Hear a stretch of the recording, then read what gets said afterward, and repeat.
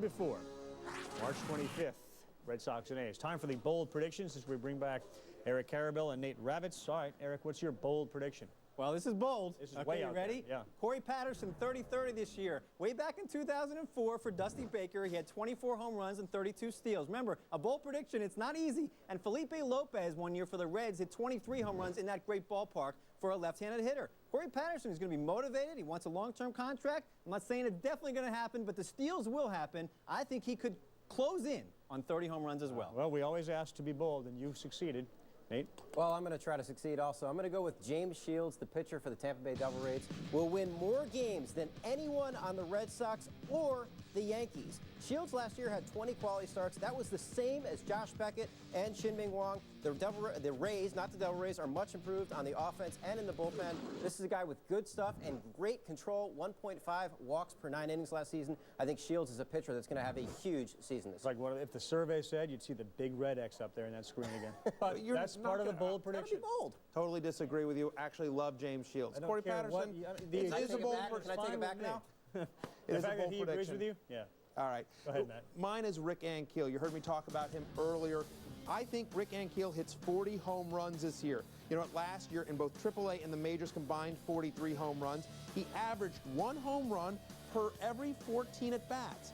And if you give him 600 at-bats and you divide it by 14, you know what that comes out to? A lot. 42 home runs, my friend. 40 plus for Rick Ankiel. Story of the year. Ryan Howard, Prince Fielder. I see all the names together now. This is really working. You know what? I sense sarcasm in your voice. No, sir. Sunday, 11 a.m. Eastern Time, ESPN News for your Fantasy Fix, the Fantasy Insider. For everybody here, I'm Carl Ravitch. Thanks for watching. Welcome to the land of the rising sun. This beautiful country is the home of over 3,000 islands. There are 127 million people in Japan. Most of them have carried on a love affair with our national pastime seemingly forever. For the third time this decade, Major League Baseball will open the season in Tokyo, trying to fulfill the international thirst for the great game. On display, the defending world champion Boston Red Sox and the Oakland A's. It's baseball for breakfast. Coffee's on.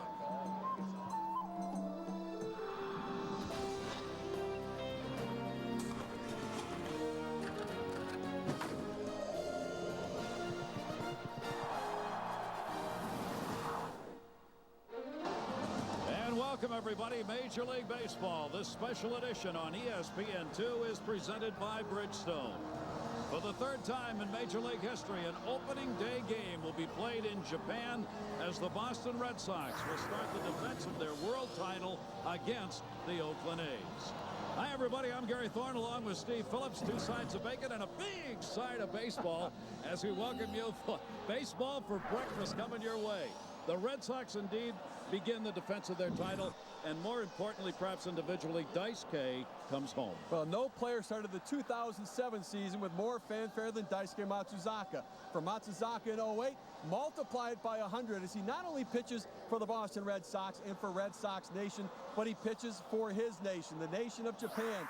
He has rock star status here, and for good reason. He's been a legend here since his high school days. A great major league career, now getting it done in the States. A lot of energy and excitement here. It's going to be a lot of fun today. And as one of the writers said, it's Daisuke all the time, every day. Well, that's the way it's been, and these Oakland A's have had to watch all this. They've kind of been like, they just happened to be here team. This is a young team that would love nothing better than to start out with a couple of W's. Well, the Oakland A's are rebuilding. They traded away 4 veteran players in the offseason to bring in 13 prospects. It's one of the youngest teams they've ever had in their franchise history. But don't mistake, they have talent that on any given day they can beat you. We're going to see some of these young players today. Bobby Crosby, a key at shortstop of their season. 55,000 will be on hand here. The likes of Ruth, Gehrig, DiMaggio have all played here in Tokyo. So has Ichiro, and now Daisuke comes home. When we come back, we'll add to those names the first pitch of the new season. ESPN Major League Baseball is presented by Bridgestone, passion for excellence, and in part by Pepsi, the official soft drink of Major League Baseball, and Chevy, an American revolution.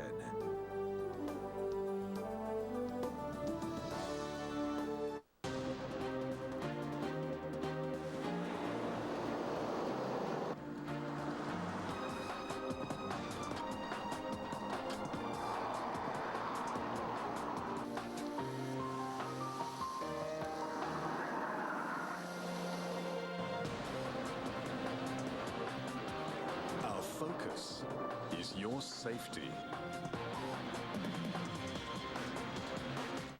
Bridgestone.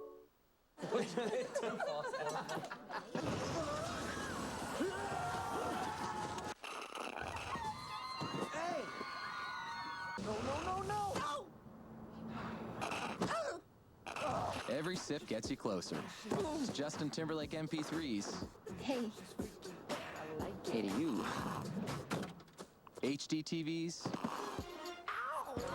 Millions of songs from Amazon MP3 and more. Sign up at PepsiStuff.com.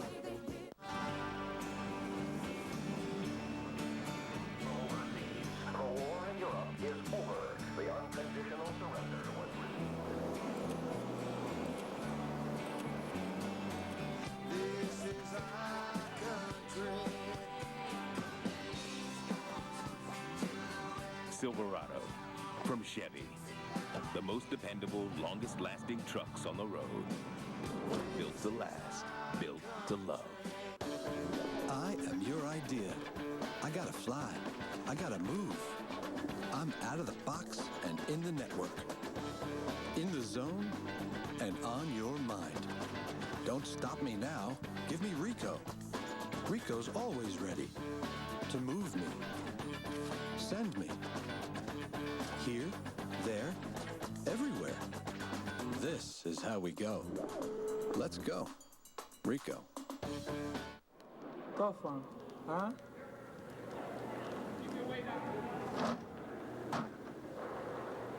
Want to play hardball?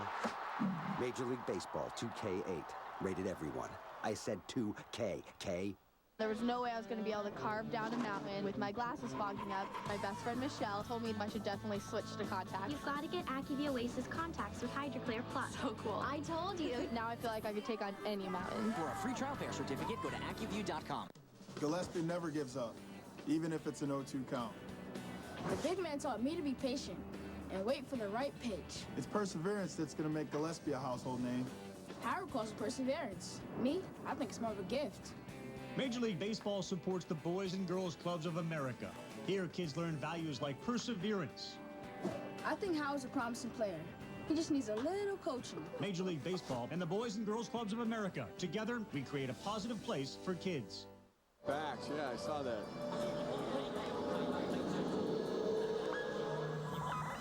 ESPN2 telecast of this great game and these beautiful pictures from Japan available in stunning high definition on ESPN2 HD. You coming back with HD. And we welcome you back, everybody, as we take a look at 55,000. It will be on hand here to see the Red Sox take on the A's. This is the Tokyo Dome, better known as the Egg to those who watch baseball games here in Japan. Terry Francona's ball club set to begin the defense of the championship that they won last season. Terry with a new contract ready to go in Boston for a long time to come. Well, he's exactly the right guy to manage this team. He's a different manager for all 25 players. He takes young players and veterans, blends them together, gets the most out of them, and really can handle his team. And tell you what, he's done a terrific job since going to Boston. All right, let's take a look at the starting lineup that we will see tonight. Now, Oakland, because this series is going to continue in Oakland, will be the home team. For the Boston Red Sox, Dustin Pedroia will be leading it off. Kevin Youkilis will follow him. David Ortiz, Manny Ramirez, and Mike Lowell, big part of the middle. And yes, it is Brandon Moss. J.D. Drew's back acted up just before the lineups were handed to the home plate umpire. So Drew is out, Moss is in. Jason Varitek, Jacoby Ellsbury, and Julio Lugo. Well, it's an offense that scored the third most runs in the American League last year. And that was after a down year for Manny Ramirez and David Ortiz having knee problems, limiting his power production for the year. So it's a very potent offense. And the J.D. Drew injury as the A's take the field is certainly has to be of real concern here because J.D. Drew had a fantastic spring. He's played two very strong games with a couple of home runs here in Japan and just said yesterday, I hope Red Sox fans are finally beginning to see who I am. And now he can't play. Yeah, unfortunately for him. But you know what? He'll be ready. They'll get that back loosened up, and he'll be back soon. It doesn't seem like it's anything ain't too serious. There is Bob Guerin getting ready to go with the Oakland A's, a ball club that for the first time in 9 years had a losing season last year, going 76-86. Second year as manager. A lot of young players, a lot of new faces, a team that once again is going back to the starting blocks. Well, a very young team, but a team with a lot of talent and some kids that can swing the bat. The youngest team in their franchise in a long, long time, but Joe Blanton on the mound today, kid with pretty good stuff. Joe Blanton, we will talk about his numbers as we move along today because they are kind of indescribable in many ways, but the end result is a 14-10 record, Steve. Well, he's just 27 years old. You talk about 230 innings pitched last year, third most in the American League. He throws strikes. You look at the walks, only 40 walks in those 230 innings, so he'll challenge the hitters. He will throw a lot of pitches.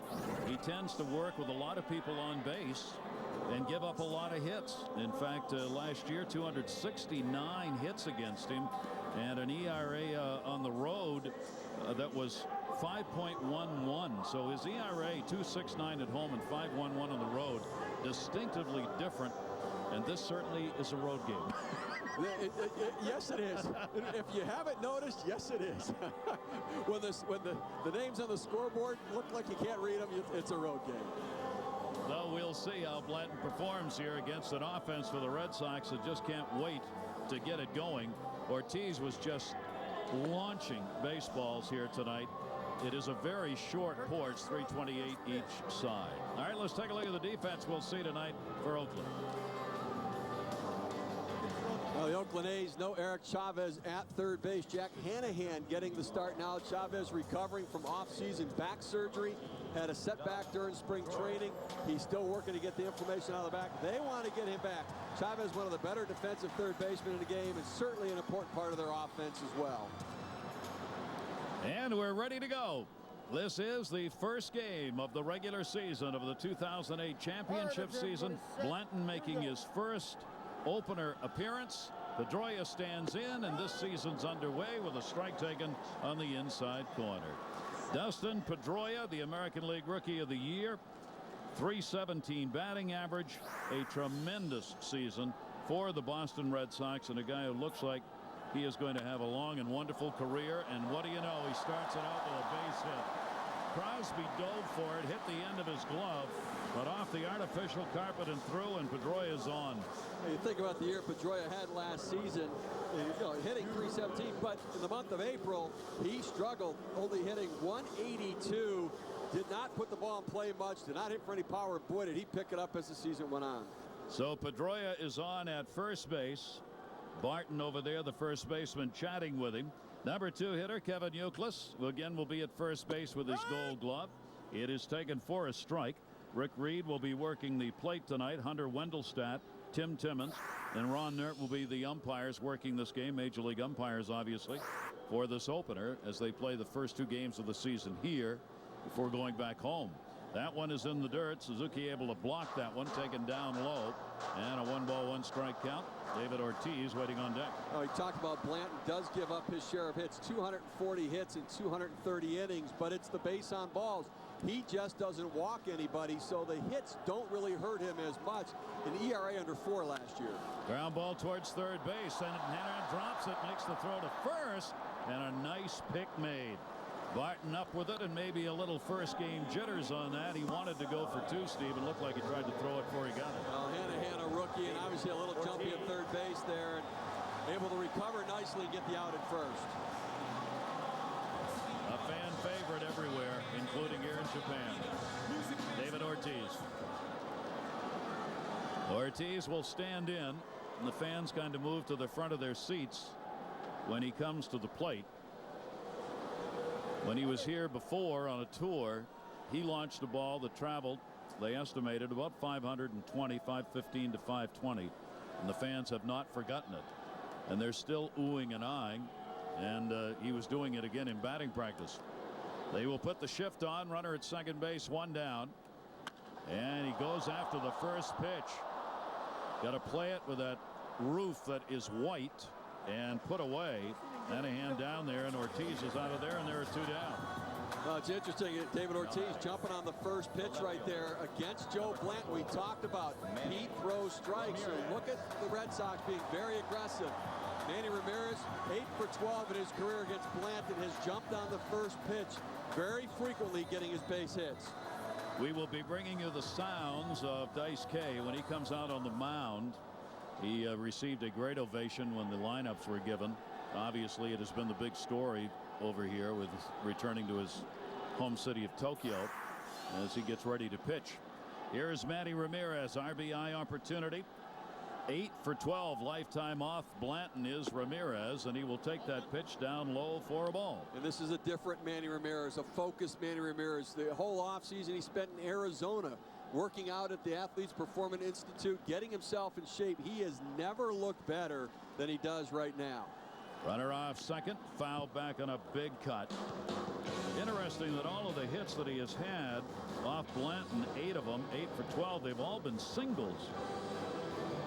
Doesn't bode well for his home run totals maybe tonight, because he's only had 1 home run in 56 career at bats and season openers. Just means he's due. You know, Manny's been a slow starter. You know, the cold weather at times gets him, but in a dome tonight and in the best shape of his career. Big lead off second base. Ramirez chugs that one down the line. It is curving, and it is going to be a foul ball. You see that 328 sign down there. Both ways, 328, so it's a short porch if you pull. Short porch, but a high wall. You know, the wall does compensate a little bit. Certainly a higher wall than Fenway Park in right field. Not quite the green monster in left, but, you know, Manny Ramirez, a down year by Manny Ramirez standards. Only hitting .296 last year, 20 home runs, 88 RBIs. I mean, his streak of consecutive 100-plus RBI seasons stopped at 9. He wants to get back up on the board again in an early situation in the first game of the season. Manny Ramirez, of course, along with Ortiz, big RBI numbers. He hopes to put those up a little better than he had last year. His offensive season was the worst he has had with the Red Sox, and still it was very good.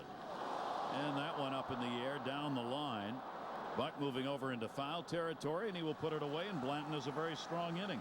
Pedroia got the leadoff single but didn't go anywhere. No runs, 1 hit, no errors, and 1 left on base.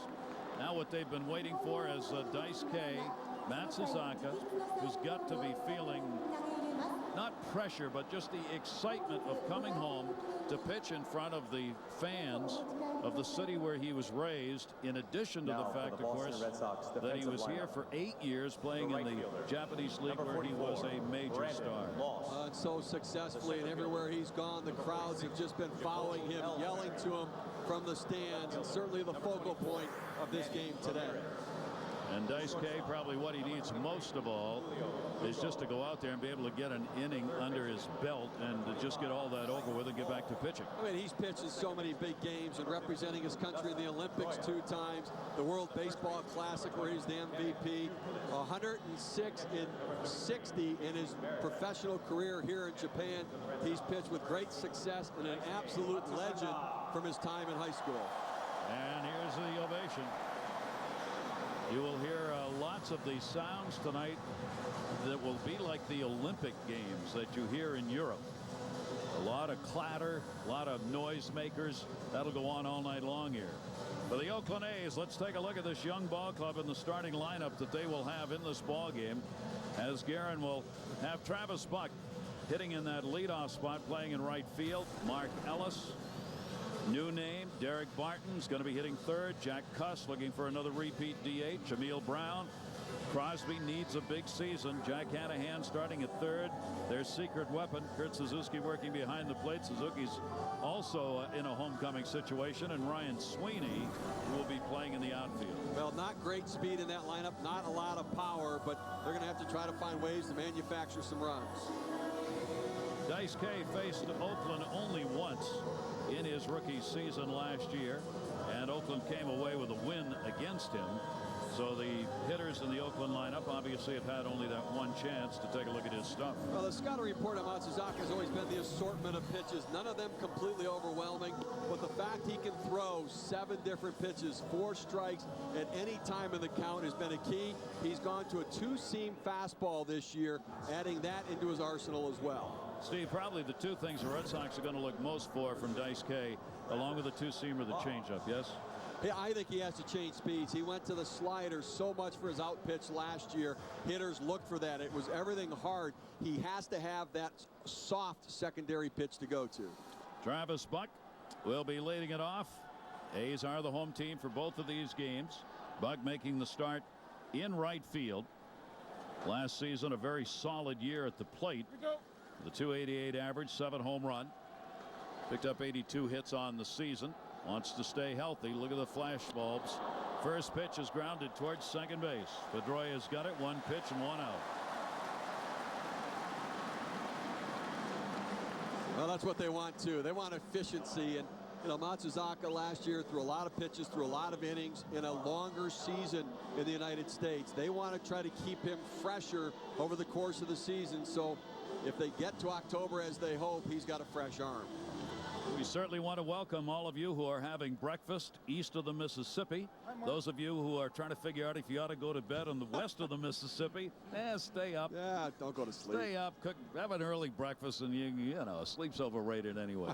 Ask any of these guys who are on the trip. One away, here's Mark Ellis, great second baseman for Oakland. And Matsuzaka will miss with that one down low. Ellis will be a big part of this team. You see the time on the clock there. It's about 20 minutes after 7 in the evening here in Tokyo. Outfield pretty much straight away on him. And Ellis will rock that one left field. That is way back, warning track wall. And sayonara! Home run! And Oakland takes the 1-0 lead as Mark Ellis drills it.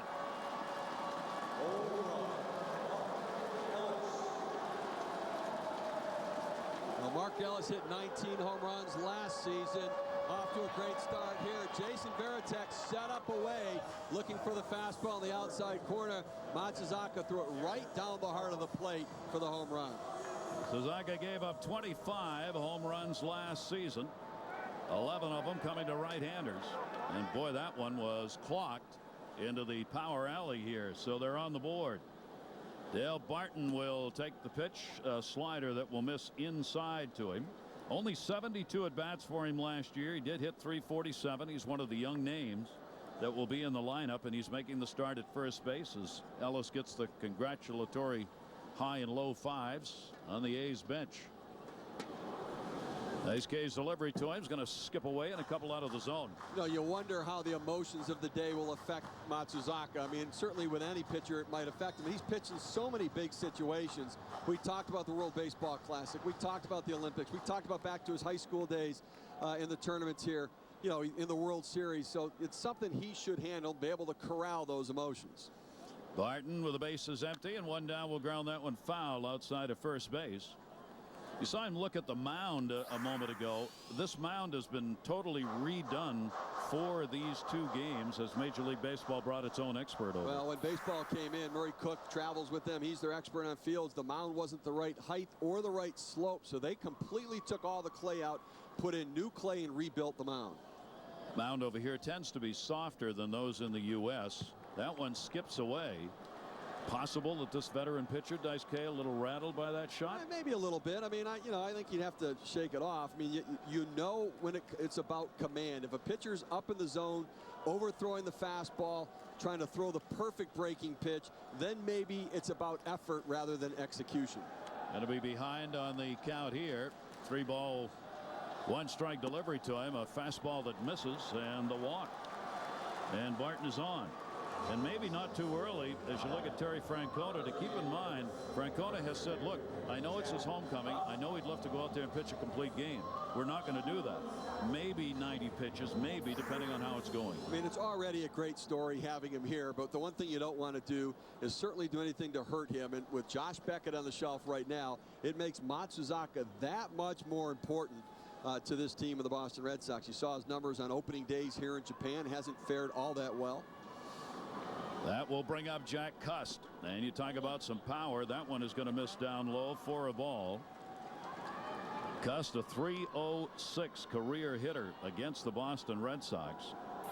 Last year started at AAA and then had one of the amazing seasons of any major league player last year. A's leader in home runs, 26, RBIs, 82, walks, and strikeouts. So if Cust hits it, it generally goes a long way, although there'll be a lot of times he won't hit it. And if he doesn't hit it, he swings and misses. And the unique thing about him is he chases the fewest pitches out of the strike zone of any hitter in the major leagues. So when he swings and misses, he's usually swinging and missing at pitches within the strike zone. There are times he just does not catch up with a fastball, but when he does, he can do some real damage with it. You know, see Jason Varitek going out talking to him. Getting Matsuzaka to smile and laugh a little bit right there to relax is a good thing. Varitek looked like he got crossed up on one of the breaking balls. He was coming up as the ball broke down, and you see him missing tremendously, kind of pulling across on his breaking pitch. That's when a pitcher's trying too hard. He's trying to throw the best breaking pitch he can instead of throwing it for a strike. And he has missed the mark, particularly since the home run was hit by Mark Ellis in the walk to Barton, and now Cust with a 2-1, and that one is going to be fouled back. And now it will be a 2-1 count as he puts it back into the seats. Well, the reason Jack Cust hits for such great power is he has great patience and discipline at play. We talked about the base on balls. He finds himself in more hitters' counts to where he can sit on a certain pitch and say, you know what, I'm going to look for a fastball in this zone, and if I get it, I'm going to try to drive it. Unfortunately for him, he'll swing and miss at someone try to pull off of it, but you have to look at the numbers. He was very productive for this team last year. Designated hitter, 1 for 2 against Daisuke last season, and takes the big cut. And there's the off-speed pitch we were talking about that John Farrell, the pitching coach of the Red Sox, says this will make a huge difference. Well, you saw the grip. That's the changeup right there. That's the pitch, particularly to left-handers, that he has to use more this year. Stay away from that slider, running it in on the hands. Throw that changeup, get him off balance, looking for the fastball and going soft. 2 ball, 2 strike count, 1 down. Barton on at first base, being held by Euclid. Here's the 2-2 delivery by Daisuke, and that'll miss way inside and hit him. That one got a piece of him, and Daisuke continues to struggle here. When he's missing after the home run, he's missing by a lot. 2 on, 1 out. Look here, his release point just seems to have escaped him right now.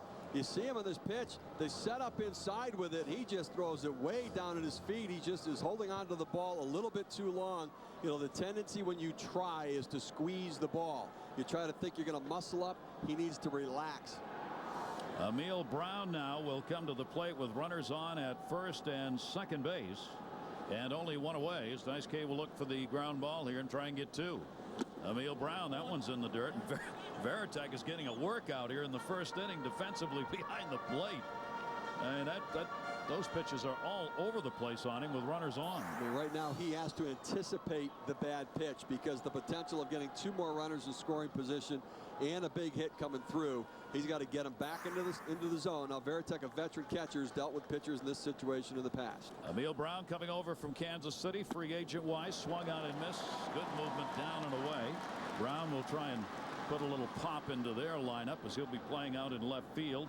Kansas City the last 3 years, he's a Major League 262 career hitter, and only 6 home runs last season in 366 at bats. 1 ball, 1 strike delivery. Daisuke in the dirt, gets away. That's going to be a wild pitch, and there are 2 in scoring position. This is not the return home Daisuke had in mind. Well, the Oakland A's as an organization preach plate discipline and patience. Daisuke Matsuzaka cannot throw a breaking ball for a strike right now. You have to sit dead red, look for that fastball, and try to put it in play. And from Matsuzaka's perspective, he's got to think about the changeup instead of going to the breaking ball. He cannot seem to throw that for a strike right now. Long way from home plate to the backstop, so if there's another one in the dirt, that runner is going to score. Barton at third base. 1 ball, 2 strike delivery. Takes the pitch. 3-1. What a first inning. He got the first out on Buck on 1 pitch.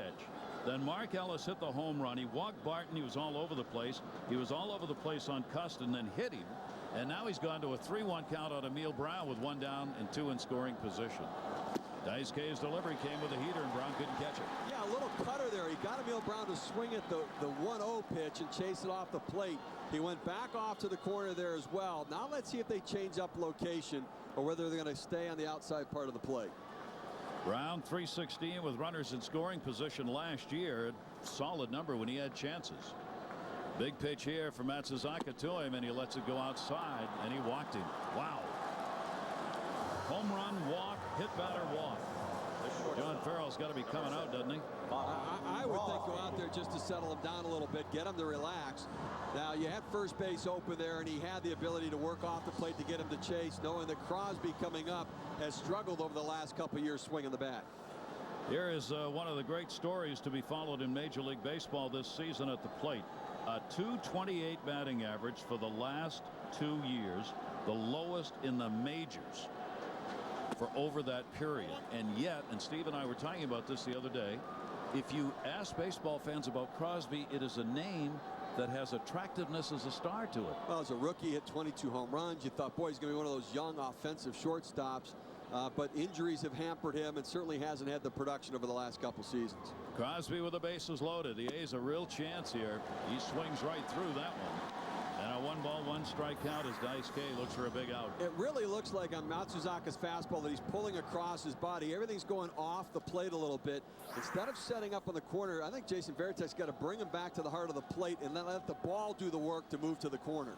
1-ball, 1-strike delivery, sacks full, and again gets that one by him. Pretty undisciplined cuts right there by Crosby. Now Matsuzaka reared back, put a little something extra on that fastball. That was the best fastball we've seen.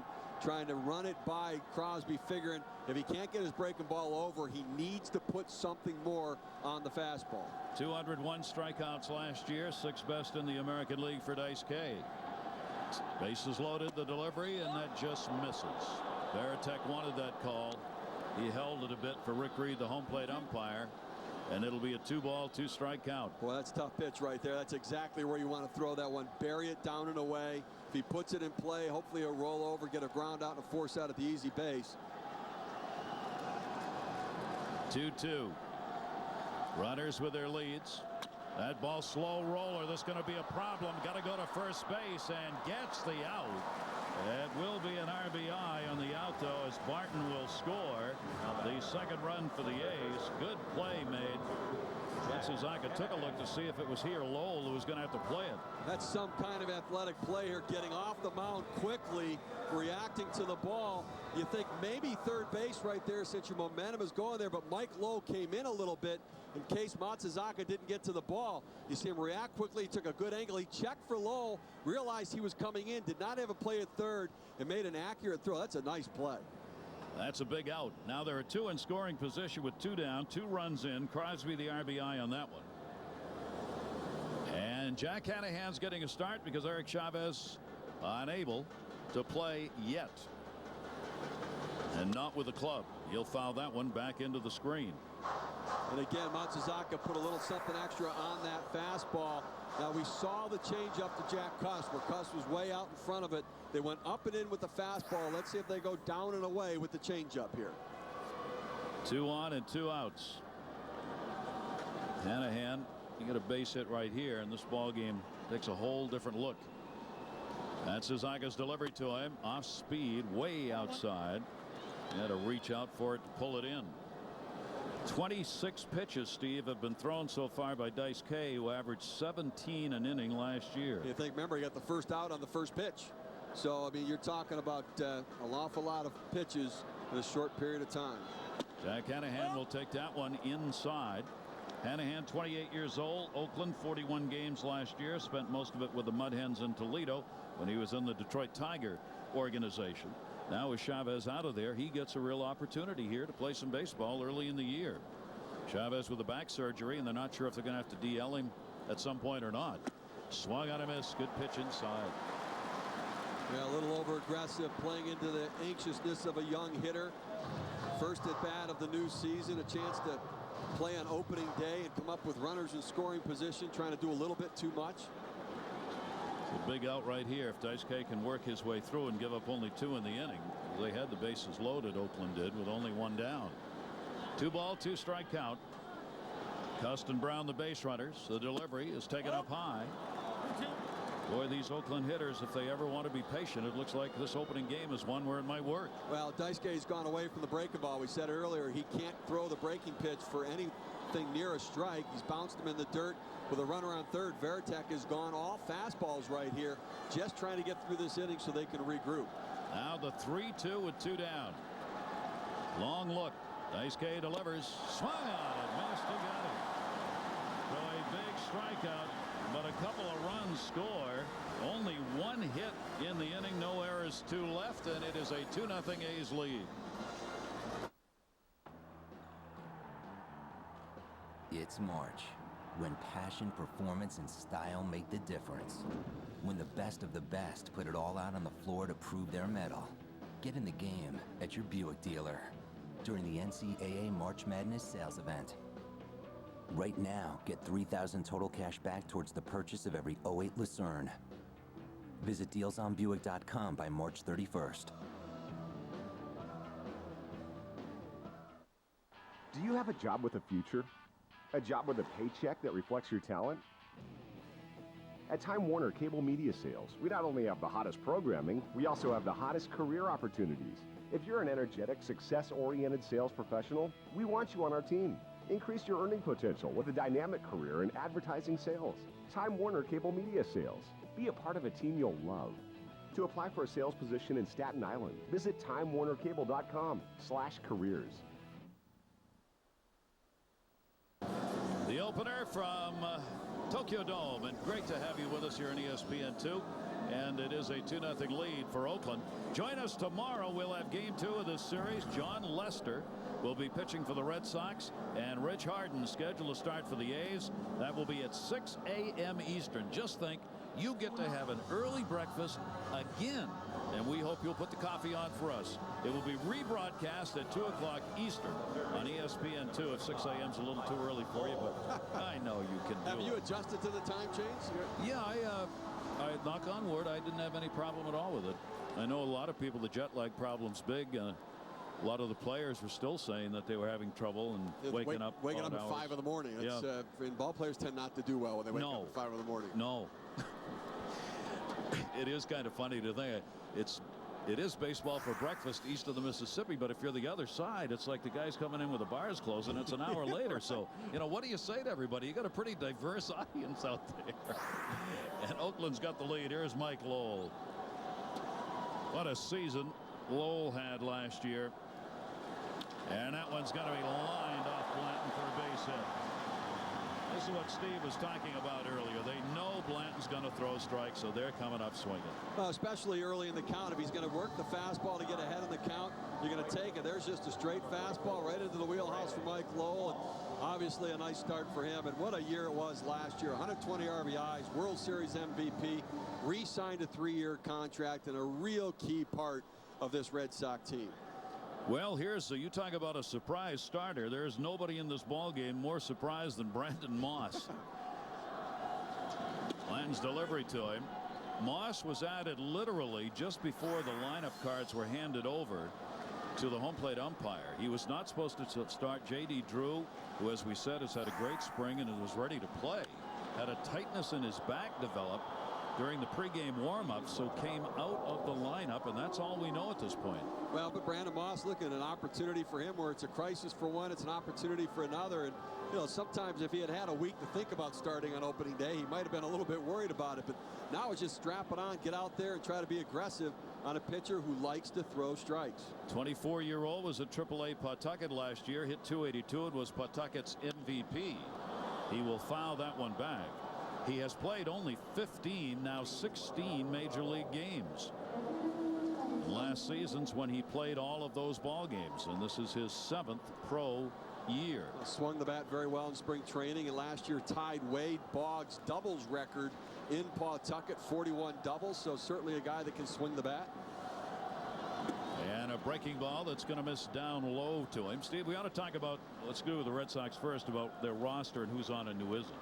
Well, again, they came over with they can have 28 players to choose from, and each night they have 25 active players. There's a chopper towards second base. Underhand flip will get one, and that will be it. Force play. Moss on it first. Nice play right there by Mark Ellis, ranging up the middle. And you look at this Red Sox lineup, they went with 11 pitchers, 14 position players. There was some question about Sean Casey, whether he was going to be active or not, as he came up with a stiff neck on the flight over from Japan. But the Red Sox have Casey active. Mike Timlin not active because he has a cut on his finger. And obviously there's other starting pitchers. Lester is active, Matsuzaka active, but Buchholz not active. It's a very strange situation with the roster, and of course it will be changed again before they go back to play in Oakland for the completion of these games in April. That pitch is taken down low. Here's Jason Varitek, switch hitting catcher of the Red Sox, runner at first base and 1 out. Well, the reason they set up the rosters that way is to not disadvantage these teams. They're starting the season earlier than they would otherwise, so they don't want to force them to cut down to their 25 players with a week left and everybody else is spring training. A delivery, good off-speed pitch right there by Blanton. For the Oakland A's, Mike Sweeney, they got him from AAA and added him to the roster, so he's here. Kiko Calero, the pitcher, has gone on the 60-day DL with a torn rotator cuff. Chavez not available. Chad Godin not available. He's on the 15-day DL, as is Chavez. Blanton's pitch, fastball, is going to be taken for a strike. Giorgio Pettit went to Sacramento, so they reduced their roster by doing that. And then Justin Duchère and Dana Eveland, who's going to be the 5th starter, are not eligible to play here in these 2 games. If you don't need your number 4 and 5 starters for the first 2 games here. That ball grounded toward short. Crosby. Ellis. Plenty of time and a nice pick at first base by Barton. Only 3 up in the inning. No runs, a base hit. Nobody left on.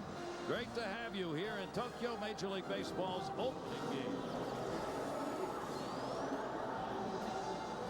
And Pinilla's out to argue. What a great call. You're doing a fantastic job, but people expect me to come out here and be upset, so I'm going to kick some dirt. You understand? Yeah, I understand that. Well, lately I've been feeling happy and content. Yeah, you seem different. Lou is really giving it to him. You better kick me out of this game. I've got a reputation to uphold. Fine, you're out of here. Say hello to the missus. I will. You do the same. Drinking water makes you feel better and a lot less irritable. So make your body happy. Drink Aquafina. I'm not ready for retirement. I realize it's my responsibility. I know I shouldn't feel anxious. But I just don't know where to start. At Bank of America, we know where you are today, and we can help you get where you want to be tomorrow. Open a no-fee IRA at a banking center near you or online at bankofamerica.com/IRA and start saving for retirement now. Introducing the Simply Everything plan from Sprint. For just $99.99 a month, you get unlimited nationwide calling, texting, web surfing, emailing, GPS navigation, picture and video messaging, push-to-talk, NFL and NASCAR content, and Sprint TV and music. AT&T and Verizon's $99.99 unlimited plans are just talk. The Simply Everything plan, it's a wireless revolution, only from Sprint and only on the Now Network. I'm Ryan Howard, and this is Practice Poppin'. What up, fellas? Heard you guys are getting ready for your season. It's cool if I work out with you guys today? You guys want some Adidas gear from Dick's? Yeah. Where's the lefty? Who's the 12? Let's hit it. Nice and easy. Less is more. There you go. Everybody bats clean up. It's my turn. Adidas baseball gear. Only at Dick's Sporting Goods. That's how we work it. 55,000 on hand here. Tokyo Dome sold out. It didn't take long to sell them. 2-0 lead. Oakland on top. Major League Baseball's opener here. 2 games to be played. Daisuke try and settle it in here in the 2nd inning. And a lot of fans on hand here for him. Obviously, he has just been mobbed everywhere he has gone. Terry Francona said yesterday, I haven't talked with him or seen him very much. I think he's got a lot to do, so I'm leaving him alone. Kurt Suzuki is doing the catching. Rips that one towards center field, and his grandparents are going to love that. Suzuki's grandparents are from Nagano, Japan, and parents on hand as well watching. Daisuke, October 7, 2006. The last time and the final time in his Japanese career he took the mound, the Pacific League playoffs. He struck out 14, had a complete game in a shutout. His team, of course, the Civil Lions, would go on and lose the next 2, so that would end it, and Daisuke would then move from playing here in Japan to playing Major Leagues with the Red Sox. That's his last best performance here in Japan prior to tonight. Yeah, pretty good stuff in that outing right there, too. Running the fastball, that velocity was better than anything we've seen tonight, and good bite on the breaking ball. Now watch Matsuzaka warm up before this inning. He threw 1 strike of the 8 pitches he threw to the plate warming up. He just cannot find the strike zone. Ryan Sweeney up there will foul that one away down the line, and that will be out of play. See all that screening while we have a chance to show you? Looks more like a hockey arena than it does a baseball field, but here in Japan, that screen runs all the way around from foul line to foul line. Yeah, it's really amazing, and I like it. I've seen, watching as many games as we do, how many times we see a foul ball just shot into the stands and somebody not paying attention getting hit. So protecting the fans, it makes it a little more difficult to get autographs with that netting there and to get access to the players, but they're a lot safer. We'll show you how they get autographs here a little later. That one is hit a mile high in the air. And it's playable and hauled in by Moss. Sweeney retired. One down here in the second inning. Well, I like the approach from Oakland. We saw that Suzuki came up, looked at the first fastball, and ripped it. Daisuke Matsuzaka cannot throw anything but his fastball for a strike right now. So as a hitter, you don't look for anything else. Anything else other than a fastball is a take pitch. You look at it, he has to prove to you that he can throw a secondary pitch for a strike. Otherwise, sit on that fastball. Travis Buck, he grounded out his first time up. He went after the first pitch. Runner on at first base now. The infield set for 2. Lowe will play in a bit at third base as Buck, if given a chance, will lay it down. Off-speed breaking ball in there for a strike. And that's the way to do it, to try to get a feel for it. Throw it strike 1 where you know they're looking for the fastball, and it doesn't penalize you that much. You're not falling that far behind. Now let's see if he backs it up with another breaking pitch to really start to develop a feel for the ball. You saw him looking down at third base here. Suzuki on at first does not have a big lead, though. And he will foul that one back up over the screen. And a 2-strike count on Buck, the leadoff batter. Working ahead, you know, Matsuzaka last year, leadoff men in the inning, hit .292 against him. They were able really to put the ball in play quite frequently. He was much better out of the stretch. Only .222 with runners on base, and really shut them down with 2 outs and runners on base. Not a big lead again at first base. 2-strike pitch, foul back into the screen again. Ended up 15-12. Suzuki had a real roller coaster kind of season last year, as there were points where he won a lot of games and look impressive. Then he would lose ball games and be ineffective. Then he'd find it again. And it's that inconsistency that John Farrell has worked on with him in the offseason to try and avoid this year. And that's why we've talked about adding the 2 pitches that they hope will make a difference. 2-strike delivery on the way here in the dirt. Good stop made by Veritek again. A good pitch there, though, to try to get him chase something out of the zone. You've got some margin for error to do it. You know, last season Matsuzaka was 10-6 with a 3.84 ERA at the All-Star break. After the break, 5-6 record and a 5.19 ERA. That's fatigue. That's the length of the U.S. season taking its toll on a pitcher. Looking at first base, not going anywhere. Slider's going to miss inside, and that'll even the count up at 2 balls and 2 strikes. There's Billy Beane, who's going to be joining us tomorrow night during the game. The GM for Oakland. He's in the process of redoing this ball club, so we'll have a chance to talk with Billy about just what he's doing and what the plans are for this young team. 2-2, runner not going. Slider misses inside again, and the count goes full. 3 balls and 2 strikes. That was Beane's owner, Lou.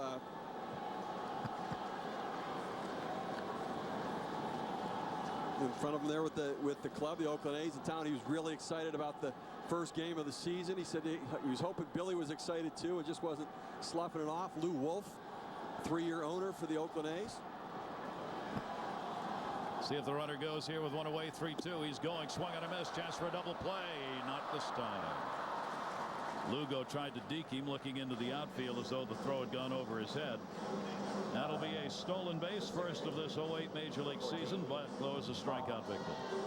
Bob Guerin running a little bit there. The Oakland A's had the fewest stolen bases in the American League last year. They just do not tend to run, only 52 bases. But Buck's a guy who tends to put it in play, so Guerin opted to try to get the runner moving.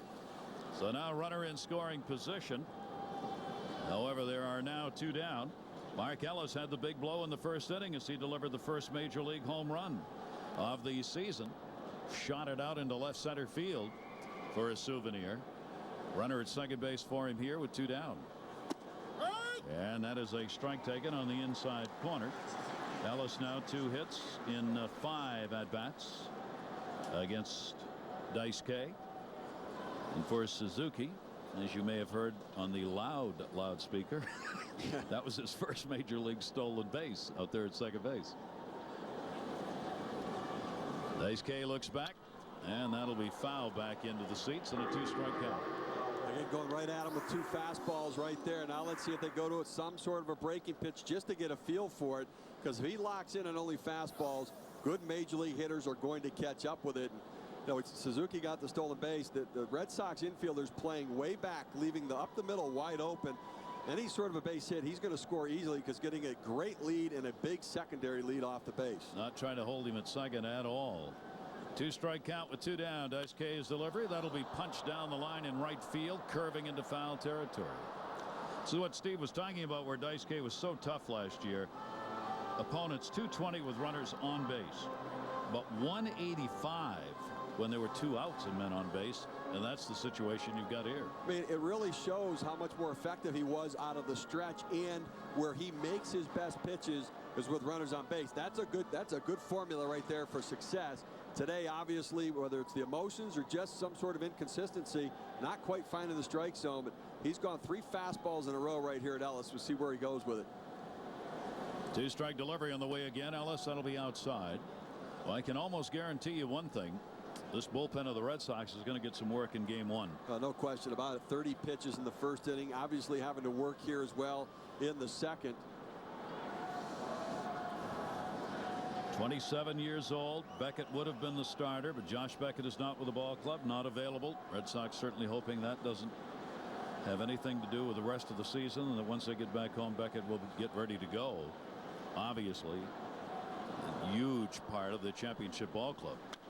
Again, that one's going to be popped back. Veritek trying to find it, and it'll end up over the screen and foul.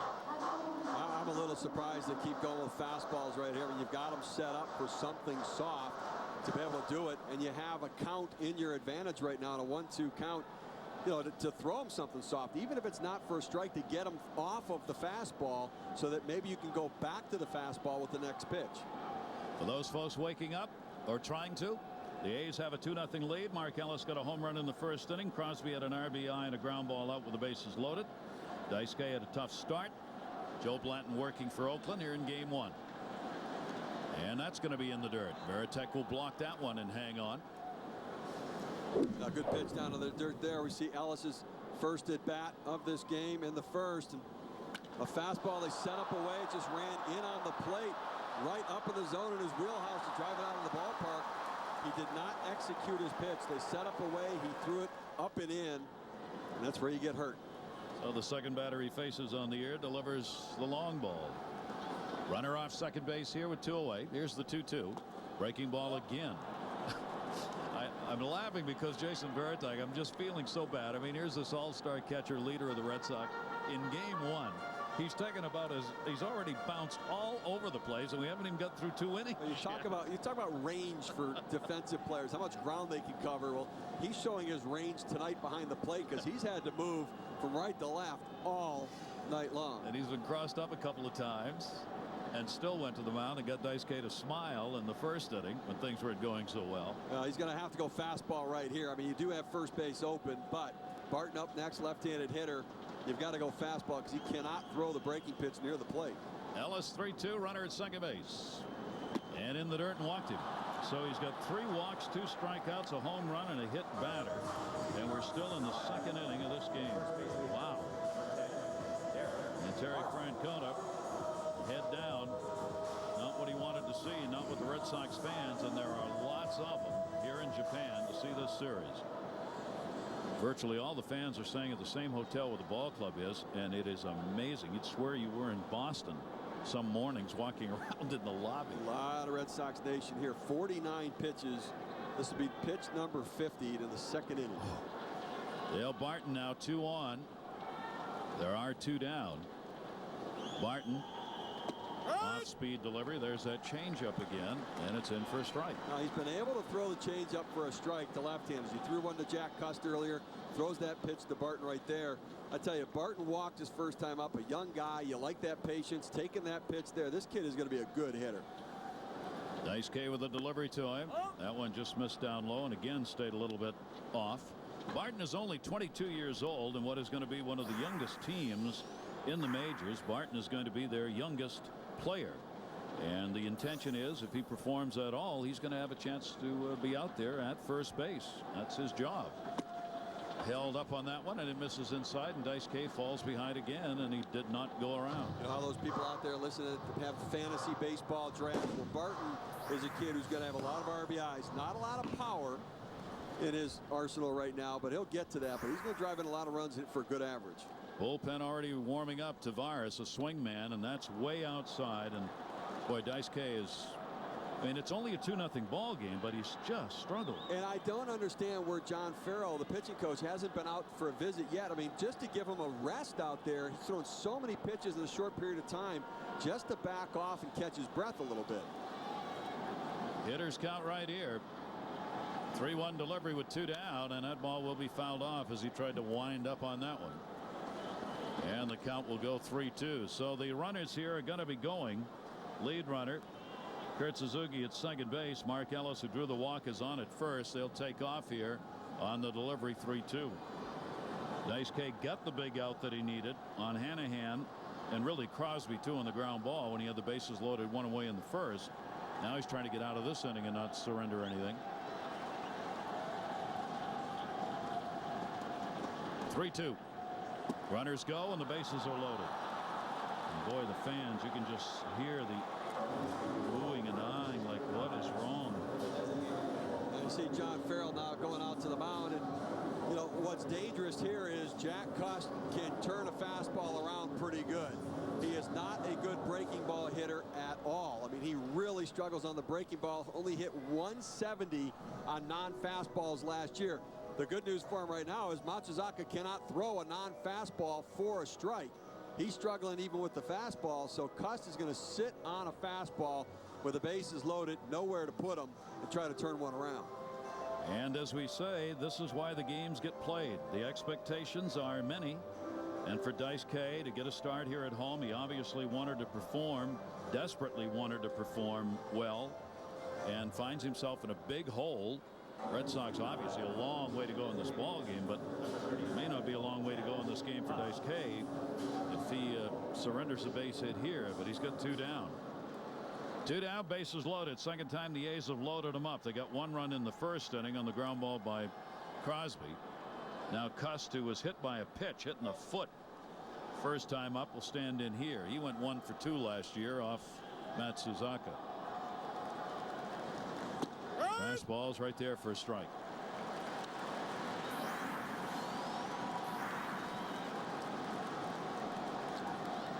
$105 walks, second most in the league for Cust, and 164 strikeouts, the most in the league. Amazing numbers. 1 strike delivery to him. Cust, great movement. That's a good pitch right there. He's gotten Cust again on the changeup out in front of it. He looked to time the fastball on the first one that he took, and he jumped out there trying to speed up to catch it, and he pulled the string on it.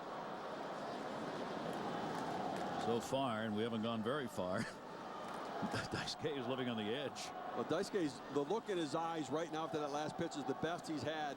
He's competing now, it looks like. 2-strike delivery. Cust will take it up high.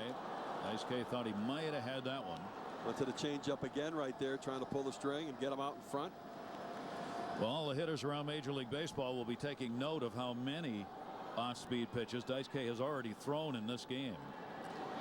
Doesn't mean he necessarily will in the future, but clearly he's confident enough to throw that in many different situations. And Cust, big cut, fouls it back.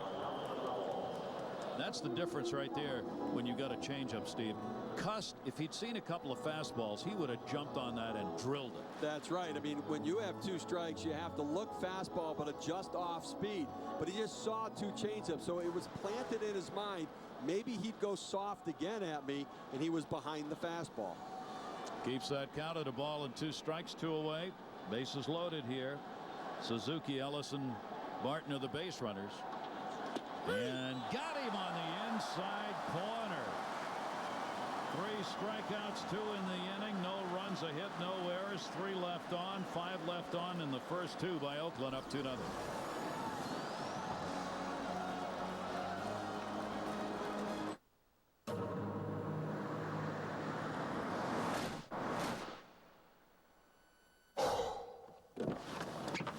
Who wants to be stranded with a flat tire?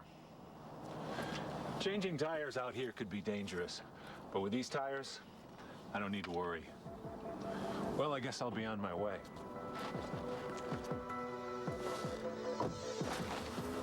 Bridgestone. Run flat tires. Bridgestone.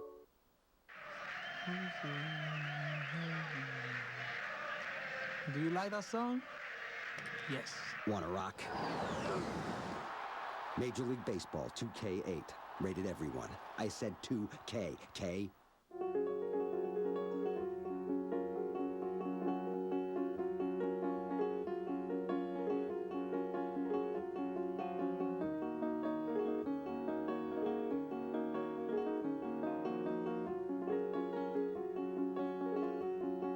Introducing the D64 series.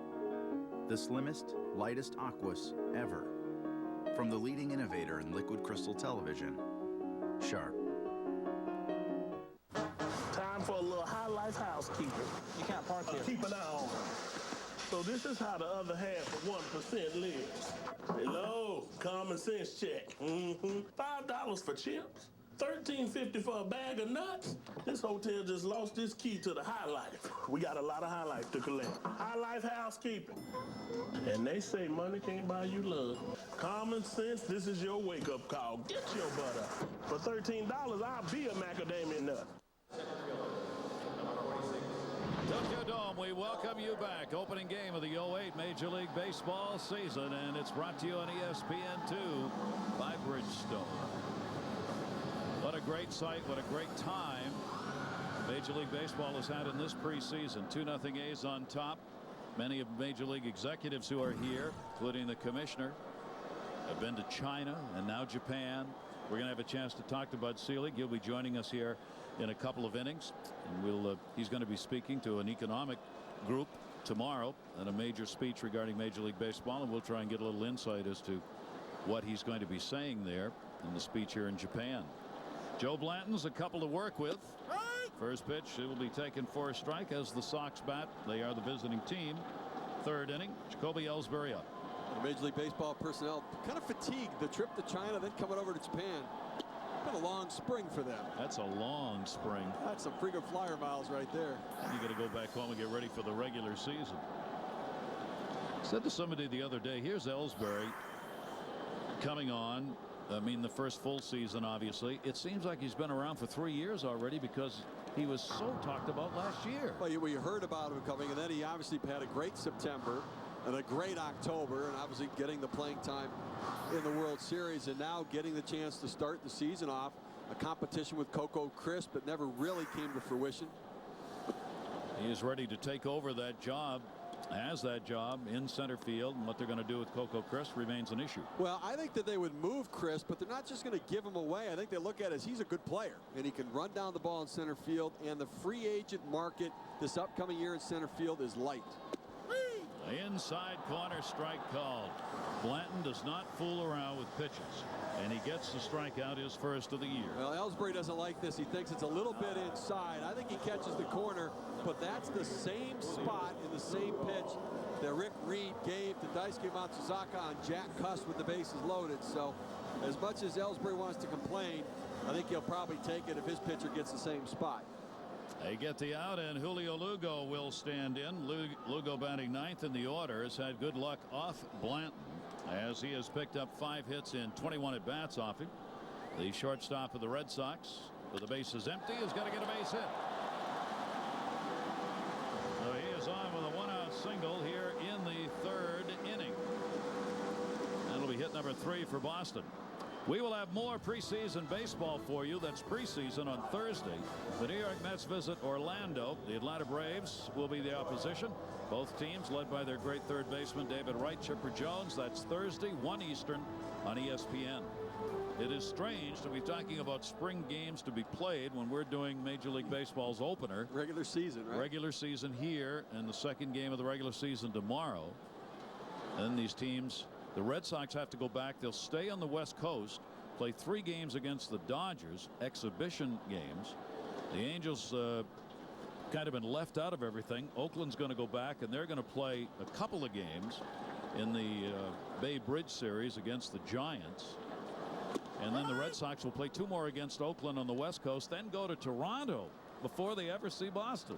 That's a tough start to a season. It really is tough. And no, they're not making any excuses, and they're not complaining about it, but it is a challenge, and they're just going to have to deal with it. Earliest opening game in Major League Baseball history being played here tonight. Dustin Pedroia's at the plate, breaking ball down low. 1 on, 1 down. Lugo at first. Pedroia singled his first time up. The Red Sox don't run a lot philosophically either. They had 96 stolen bases last year, 7th most in the American League. But this is a situation with 1 out, with Lugo, a guy who stole 33 out of 39 last year, Pedroia at the plate. They may try to get Lugo in motion and get him in scoring position. Short lead, not going here. Big cut, and Pedroia will foul that one off as Blanton continues to throw strikes. It's funny with Dustin Pedroia. I mean, he's a little guy, 5'7", with lifts, if that. And it's always a big swing.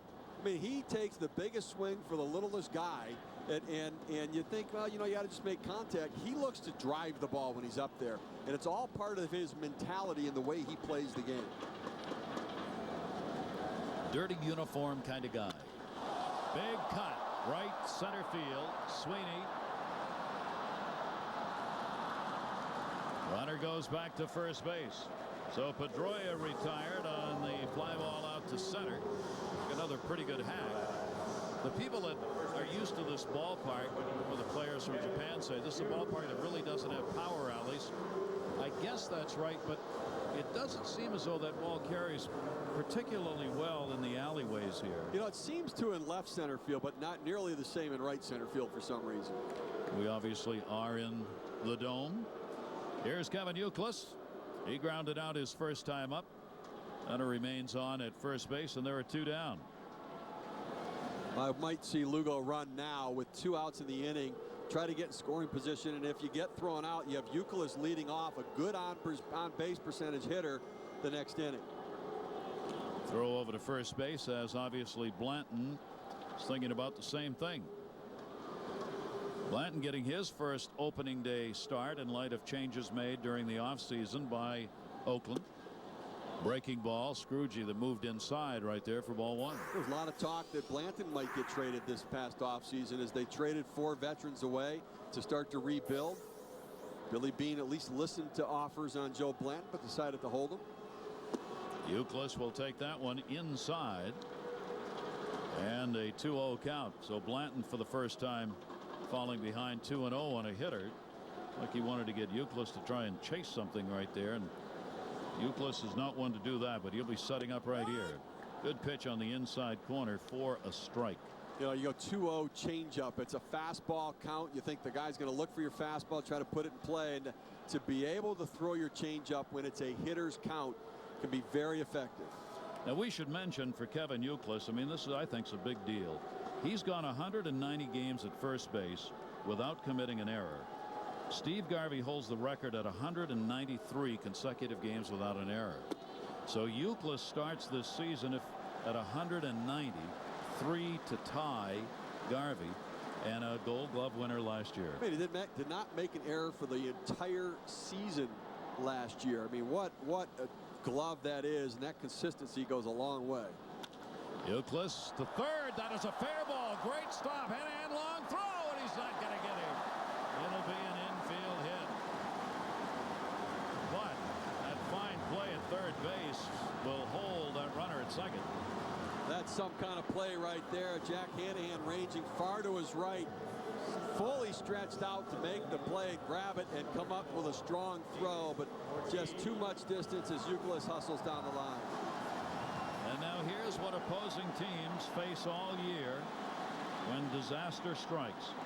The table setters get on, and you've got Ortiz and Ramirez and Lowell in the middle of the Red Sox order. 2 on. Red Sox down 2-0. They've out-hit Oakland 4-2. Blanton's delivery to Ortiz. That is taken for a strike. Ortiz popped out his first time up. The fans in Japan love David Ortiz. I mean, when he came up in the exhibition games against the Yomiuri Giants and the Hanshin Tigers, he got such a round of applause, hit home runs in those games, and they cheered for him, even against their own teams, because they love this guy. What a personality. 362 with runners in scoring position last year for David Ortiz, as the Red Sox finished with 3 of the top 10 hitters in the league, with Ortiz, Lowell, and Pedroia 5, 7, and 10. That's what you face in this lineup. Way outside, Blanton overthrowing that one a little bit, and a 1-ball, 1-strike count. You're right. He went soft on the first one and then tried to run a fastball by him, overthrowing a little bit. And you're right. This is why this team is so good. They're down 2-0. It's felt bad for them the first 2 innings, and it can change like that with one swing of the bat. Ortiz with 2 on. And again, Blanton way up high with it. And Suzuki wants to go out to have a word as he works it to a 2-ball, 1-strike count. And this is where Suzuki's learning. A young catcher trying to figure it out. Came up mid-season last year after Jason Kendall was traded. How to deal with the pitchers, how to work them through a game. He saw Blanton overthrowing there. You saw him, look, slow yourself down, calm down a little bit, hit your spots. Dangerous spot right here. Ortiz, second base, shift on, comes up with it, makes the play over to first, and that's why you play the shift. Ellis was there to get the out. No runs, a couple of hit, no errors. The Red Sox leave 2, and the A's have the 2-0 lead.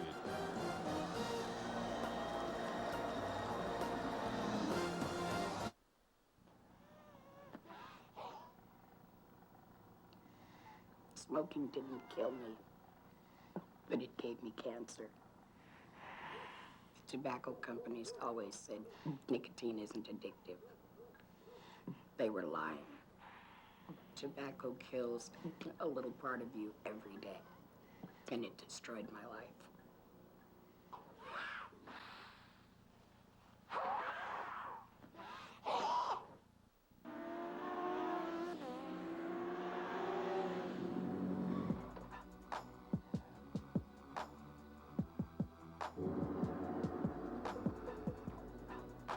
Have it all with Time Warner Cable high-speed online, cable, and home phone.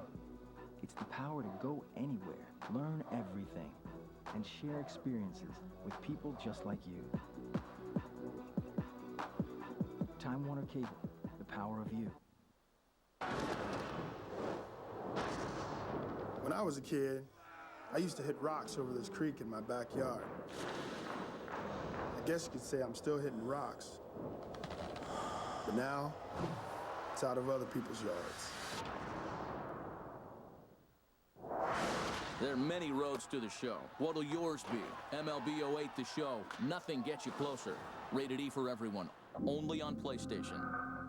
The Reebok Hex Ride running shoe. Extreme comfort and cushioning. Perfect for the off-season. There is no off-season. I'm with you, Matt. Running keeps me strong. Got that, Tori. It builds my speed. Like you need more speed, Chad. It will to break my records. Hey guys, we all have our reasons. What's yours, Stace? To be a better dancer. Like me. It's your move, Matt. Matt, you might want to stick to passing. The Reebok Hex Ride, available at Dick's Sporting Goods.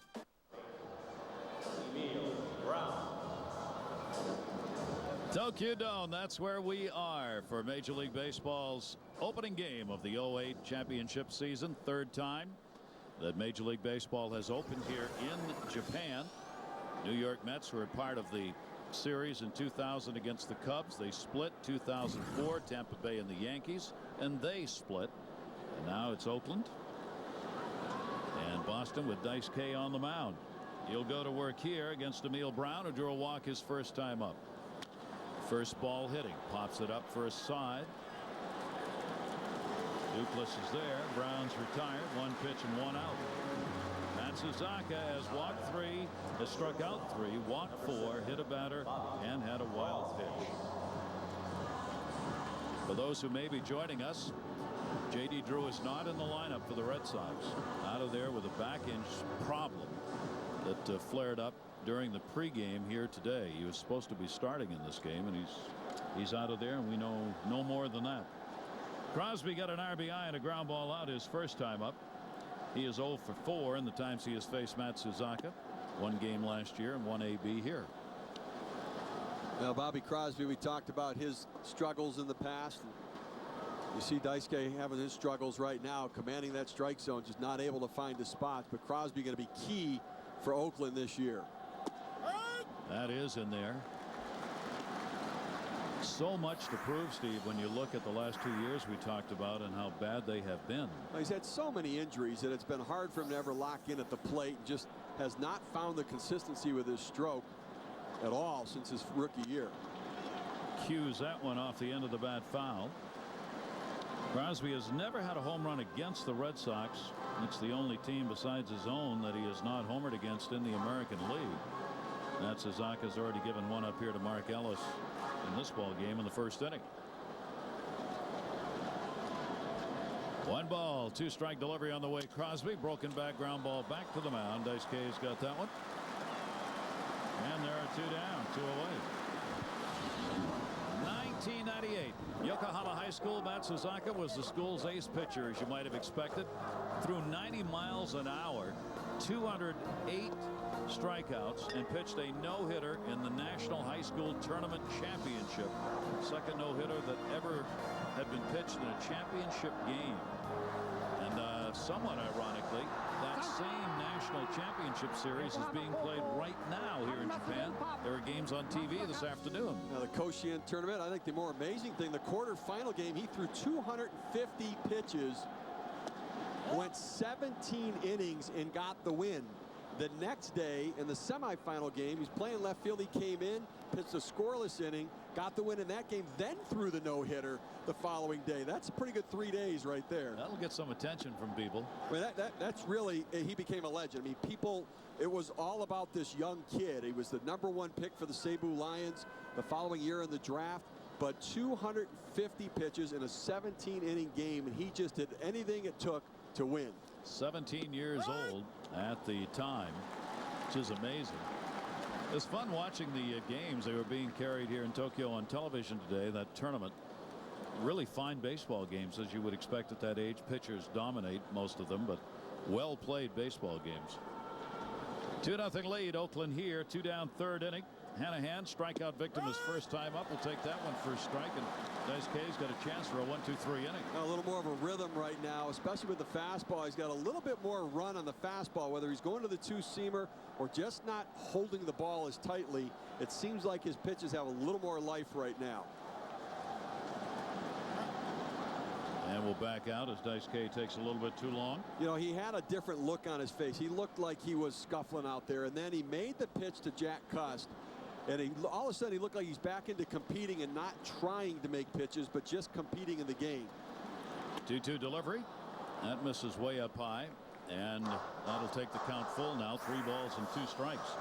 Tavares, we saw, was up earlier warming up for Boston, was ready to go in the ball game.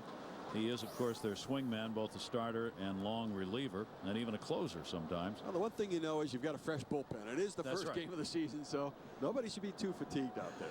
3-2 delivery on the way, and that is fouled back into the seats. Bud Selig, the commissioner of Major League Baseball, will be coming on to join us here in the top half of the 4th inning.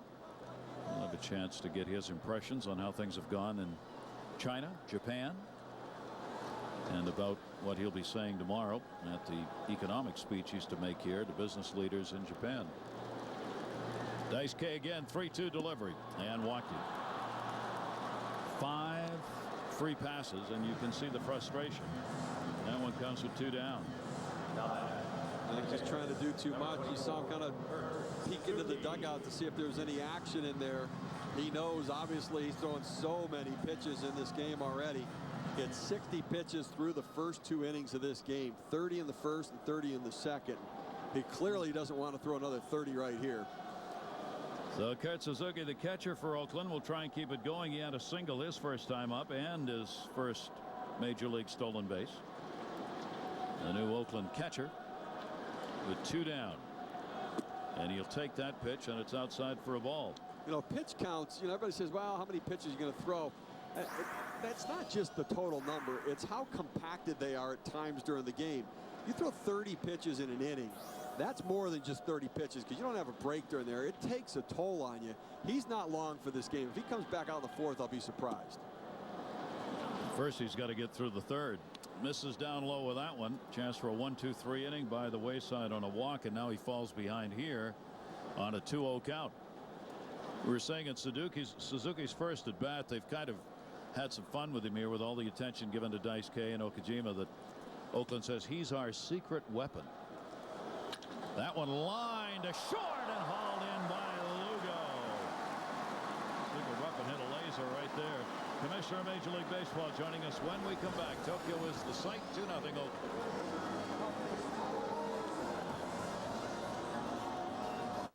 ESPN, your NBA destination.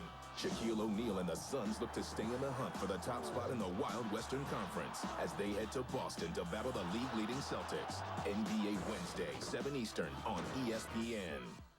I know I have high cholesterol, but I didn't know it may have led to my erectile dysfunction. Then my doctor told me about Levitra. Having diabetes changed my life, but I didn't know it might lead to ED. So I asked my doctor about Levitra. He said it's made for guys with ED. If you're a guy with high cholesterol or diabetes, Levitra is proven to help treat your ED. Ask your doctor if you are healthy enough for sexual activity. If you have heart problems or are on alpha blocker therapy, talk to your doctor before taking Levitra. Do not take Levitra if you take nitrates for chest pains, as this may cause an unsafe drop in blood pressure. Side effects may include headache, flushing, and stuffy or runny nose. To avoid long-term injury, seek immediate medical help if you experience an erection lasting longer than 4 hours. If you have any sudden decrease in vision or hearing, stop taking Levitra and call your doctor right away. Levitra worked for me. Maybe it can work for you. Over 1 million guys have already taken Levitra. Why wait? Ask your doctor if Levitra is right for you. I'm a little nervous about retirement. I wish things were a little more stable, especially now. I want retirement to be easier. I wish I had more of a guarantee. At Bank of America, we can offer some certainty in an uncertain world. Open a CD IRA at a banking center near you or online at bankofamerica.com/IRA and start saving for retirement now. Saturday night, Helio Castroneves, Danica Patrick, and IndyCar's biggest guns usher in a new era of open-wheel racing under the lights in Miami. The XM Indy 300 at Homestead, Miami. Saturday night at 8 on ESPN2. We welcome you back to Tokyo. A 2-0 lead. 2 runs, 2 hits for Oakland. No runs, 4 hits for the Red Sox. Mark Ellis has had a home run. Crosby an RBI and a ground ball out. Joe Blanton on the mound. Manny Ramirez up, takes the pitch inside for a ball. Flied out his first time up. And we welcome the commissioner, Bud Selig, joining us here. How you doing? Okay, Gary. Traveling Steve, nice to see you. Yeah, it's, I'll tell you one thing. Last night was a long night. I got 2 hours of sleep and didn't know what to do the rest of the night. Well, you could have gone walking with Steve because he's been up most of the night. Steve, if I knew you were out, I would have called you. I'll tell you what, if you can't sleep tonight, call me. I'll call you. We'll walk and we'll go through every division, figure out who's going to win. I like that. That's a good plan. That's a good deal right there. Blanton's got a 1-ball, 1-strike count on Manny Ramirez. Takes it outside. Commissioner, we start with, first of all, talk about China, Japan, how it's gone, and what you see. Well, Beijing was an amazing experience, Gary. I went there with significant trepidation because we really didn't know what to expect, and it was just an amazing experience. And I'm really looking forward, quite frankly, to that's the beginning. There's no doubt in my mind, guys, that 5 years from now, 10 years from now, people will say it all started that weekend that the Los Angeles Dodgers played the San Diego Padres. I remember standing on the field with Joe Torre, who I've known for about 50+ years, and he looked at me and I looked at him, and Deep to right field, but that's going to be in play as he got under that one a bit. And that'll be put away by Buck one away. And he looked at me and he said, did you ever think we'd be standing on a field in Beijing and not to play Major League Baseball? I said, no. So that was great. It was a wonderful experience. And I then went home for a week because there's a lot going on and had a little plane trouble. Anyway, got in last night, and this is terrific, though. I must say it's the third time here, and it gets better every time. The interest is just overwhelming. Unbelievable. Really. And so, look, the great growth in this sport, I mean, we've done so well domestically, and it is so popular, and the growth has been phenomenal. But international is going to be really key. And I meant what I said a few months ago and extended my contract. I said, you won't recognize Major League Baseball in 5 to 10 years because it's going to be that kind of growth. So this is very, very important. I mean, we've seen the growth internationally on the field. I mean, 29% of Major League players last year on opening day's rosters were foreign-born players. Is the motivation to continue to grow the game internationally about player procurement, or is it the business of baseball that we're trying to Well, advance? I think, Steve, and Gary, it's all the above. You want to grow the popularity because the sport offers so much.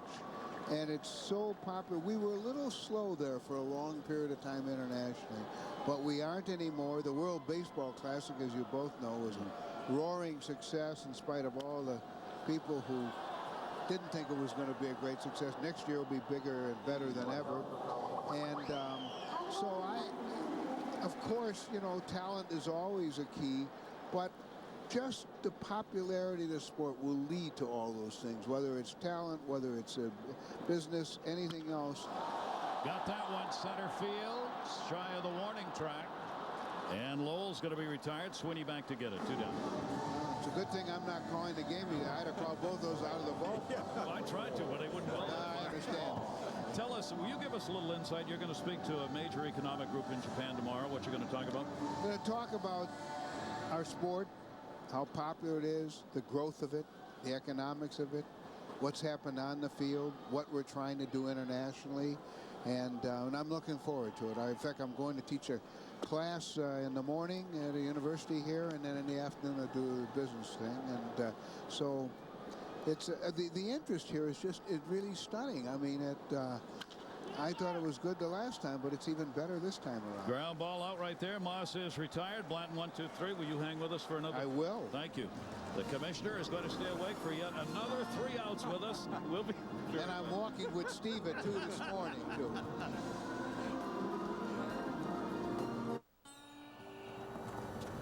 Need a lift? Yeah. Hop in. Chevy Silverado offers 315 horsepower and the best highway fuel economy of any full-size pickup. Better than Toyota, better than Ford. You too. Get in. Now get 0% APR for 60 months for well-qualified buyers on any 2008 Chevy Silverado half-ton. Chevy Silverado. This is our truck. See your local Chevy dealer. Going out to dinner, $50. Ordering dessert, $16. Staying for coffee, $8.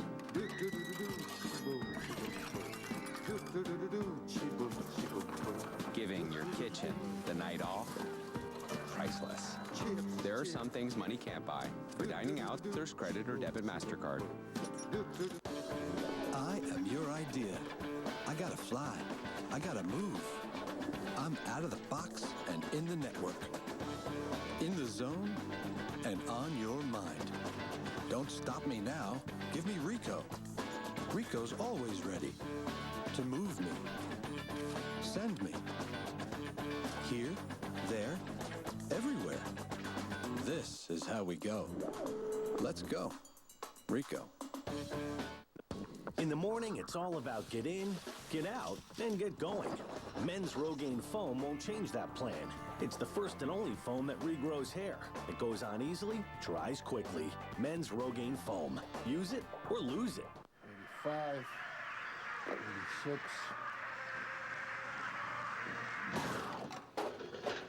Want a hit? Major League Baseball 2K8. Rated everyone. I said 2K. K. The beautiful city of Tokyo, that is not the Eiffel Tower, although it looks like it, doesn't it? 13.5 million people in Tokyo. In the metropolitan area, 35 million people. So you say to Bug Selig, why would you want to come to Japan and try and sell baseball? You only have 35 million in the metropolitan. You just hit a fundamentally good reason right there, guys. Ryan Sweeney will stand in. Daisuke will miss inside. I thought the traffic was bad in Beijing, but... So you take the metro. I took the metro here today, 15 minutes. It was a 40-minute cab ride. It was a 15-minute metro ride. They have a beautiful metro system. Well, you're right. They told us it'd be a 15-minute ride from the hotel. It was 45. Yeah, it was tough today. And being tired, I don't have a lot of patience these days. No. So you can imagine the language by the time we got close to the ballpark. 2-ball count here. And that one will be taken to left field. Manny Ramirez meanders over. All right, got to ask you some of the tough stuff now. Okay. Any closer on the steroid thing with the Players Association trying to find a solution? We're in negotiation right at the moment, and no, we've got some work to do, but we're making progress, very good progress. So I think that I really feel good about where we are today, given everything. We have the toughest testing program in American sports. We're tightening up a lot of the procedures, banned amphetamines. I've been talking to a lot of the trainers and team doctors, and we have made enormous progress, and now the program's even going to be tighter. And frankly, all of Senator Mitchell's recommendations, I have every confidence will be adopted. So we have more testing, more year-round testing. I think we've done everything we said we were going to do and more, and that's my goal here, and we'll do that. Now, Commissioner, I know that when you first thought of doing the Mitchell report and implementing that, you had some people within your group saying, yeah, maybe we ought to think about this, and weren't completely all on board with it. Yeah, that's an understatement. Yeah, that's right. But now that we've gone through it, and obviously the Roger Clemens situation is gut-wrenching to watch that. Absolutely. How do you feel about it now, with knowing what we've gone through, where we are today? I tell you, Steve, the way I feel, if I had to make the decision today, I'd tomorrow morning call George Mitchell and get him going. I think he did everything. Again, see, the thing that I never wanted people to say is they had something to hide. Because I know that I did. I think you feel the same way. I think other people do. But I wanted somebody to come in and do that. Look, we had taken care of the present. We've taken care of the future. We're continuing to tighten our program. You know, after all, only had 3 positive tests last year and 2 the year before. So anybody that's independent would say we've done very well. But I was really concerned by the people who would say, well, why didn't you at least have somebody look at it? So you bet, Steve, I'd do it again in a heartbeat. Matsuzaka gets the broken bat ground ball. Ellis is there to get it. He'll make the throw in a 1-2-3 inning, and that may be it for Daisuke as he is up near that 80 pitch mark. We'll see whether he'll come back out. A 2-0 lead for Oakland. There's no other feeling like it. The excitement, the thrill of getting the perfect mattress at the perfect price at Sleepy's one-day mattress sale tomorrow. Get big savings on America's largest selection of famous brand mattresses. Save 20% off other stores' advertised prices on same or comparable mattresses, or it's free. Finance and pay no interest for 36 months. Sleepy's one-day mattress sale. Sleepy's for the rest of your life. Shop tomorrow. McGuire Cadillac introduces the all-new 2008 CTS Motor Trend's Car of the Year. All-wheel drive is available for superior traction, and a heart-pounding 304 horsepower engine makes the CTS a thrill to drive. McGuire Cadillac in Woodbridge is your CTS headquarters. Nobody has better prices than McGuire, and our customers keep coming back. Because at McGuire, no tricks, no gimmicks, just the best deal. Words awaken the spirit of summer. And he caught it! 2 words send hope springing from every clubhouse and every bleacher. Way out of here! 2 words so familiar they need no explanation. Play ball. Opening night built by the Home Depot. Braves Nationals Sunday at 8 Eastern. Then opening day built by the Home Depot. Blue Jays Yankees, the first of 5 games Monday on ESPN and ESPN2. With Nextel Direct Connect technology, communicate with your workforce in less than a second. It's how nearly 20 million people bring cities to life every day. On the fastest and largest push to get it done now network. Nextel Direct Connect technology. Only from Sprint. Tokyo Dome in Japan, we welcome you. Baseball for breakfast. This is opening day. Third time that has happened in Major League history to be in Japan for the opener. A's have a 2-0 lead over Boston, with Daisuke being touched up in the first inning for the 2 runs, including a Mark Ellis homer. Joe Blanton has given up 4 hits to the Sox, but he has not surrendered a run. Veritek leads it off here. Gary Thorne, Steve Phillips, and the Commissioner Bud Selig kind enough to join us here for this opener. But does it bother you? I mean, some fans have said, look, fans in the U.S., especially when you get a world champion, deserve to have their ball club opening up, if not at home, at least on common soil. No, it really doesn't. I heard that, years ago, too. And look, we're going to have openers in every city in the big leagues. Starting Sunday night, we're going to open a new ballpark in Washington. And then Monday we start. The Red Sox open on April 8th, I believe, in Fenway.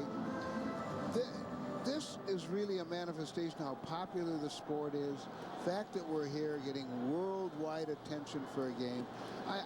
Not only does it not take away from the sport, I think, frankly, just shows how popular it is. I mean, I think there's some element of the Red Sox have really benefited from the baseball's relationship with Japan. It's an opportunity to give back a little bit because the 2 key cogs of their team are Japanese players.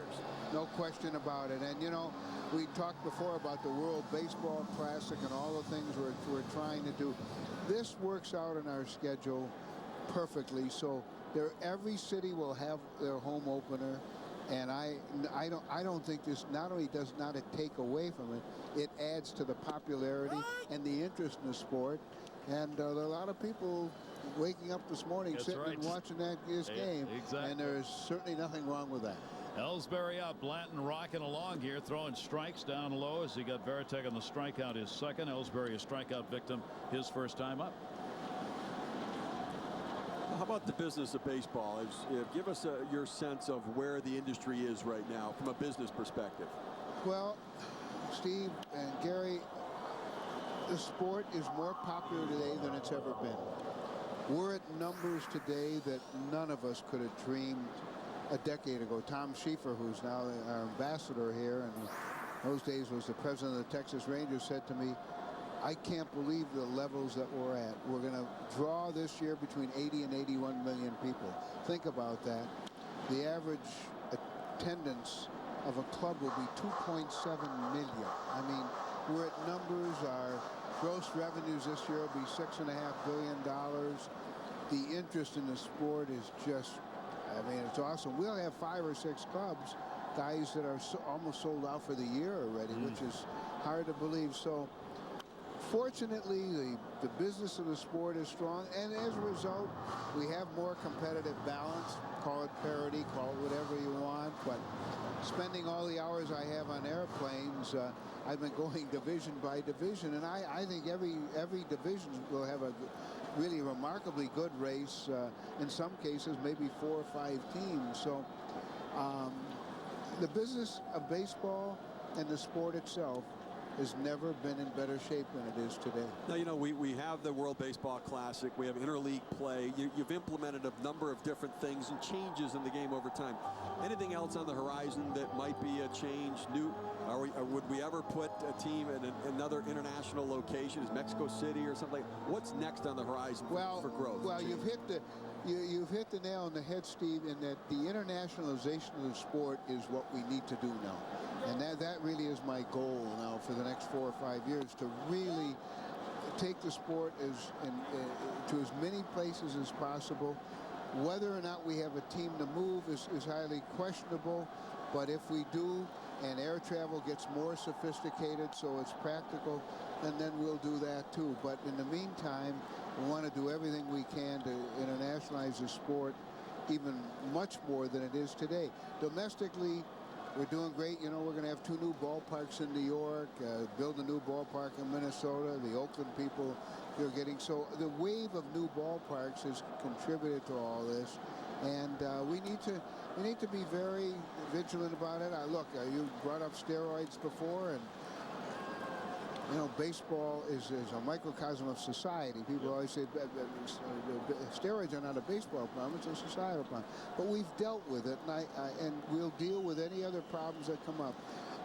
For those who remember, the fact that we're going to have 16 years of labor peace is just shocking. I mean, frankly, it surprises me, given the fact that we had 8 work stoppages in my baseball career. And Steve, you remember a lot of them. Gary, you remember a lot. So I just, I'll knock on wood. The sport has never been more popular than it is today. Do you think the actions that you have taken in the area, particularly where Congress started getting involved, have you done the things that they asked for so that they will back off, do you think, now? Oh, look, I'm very confident of that. In fact, it's not even a concern I have. We've done everything that we possibly could. I think they understand it. The fact that we're down to 2 or 3 positive tests. Nobody wants to find a test for human growth hormone more than I do. We're funding a study with the National Football League with Dr. Catlin. We have other people working on it. So, and now as we tighten the program more to take care of all the things that I think were legitimate questions. I don't think there's anybody that can say that we haven't not only done everything that we felt we should do, and other people have, we've done a lot more. And I think if Senator Mitchell were here tonight, he would agree with that. And I think anybody who knows our program, it's the toughest testing program, guys, in American sports today. Julio Lugo's ground ball will go to short. Crosby is up with that one, makes the play and gets the out. Bud, it's great to see you. Thanks so much for coming on board and joining us, and have a great Major League season. Thank you, Gary. Pleasure to see you. Steve, again. I'll see you at 2 this morning. All right, you got it. The 2 midnight walkers will be at it. Bud Selig, Commissioner of Baseball, A's have a 2-0 lead. Thank you. Safe travels. Nice flight, Captain.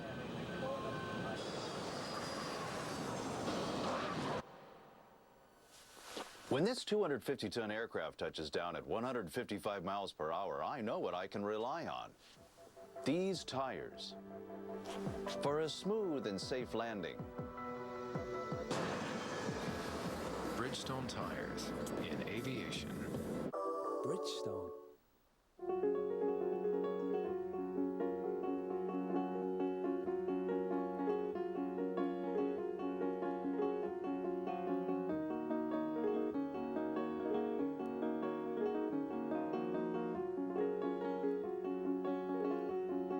Introducing the D64 series, the slimmest, lightest Aquas ever. From the leading innovator in liquid crystal television, Sharp. We have only to look into each other's eyes to see the story of our planet. A few simple truths, the way hydrogen bonds with oxygen, the cadence and order of things, have lived there from the beginning. But if we change perspective and consider the notion of adding the human element to the periodic table of the elements, we learn the secret to a better life, the story of a planet where chemistry embraces humanity. Sports are great for a kid's body. Steroids aren't. They can ruin tendons in legs and arms.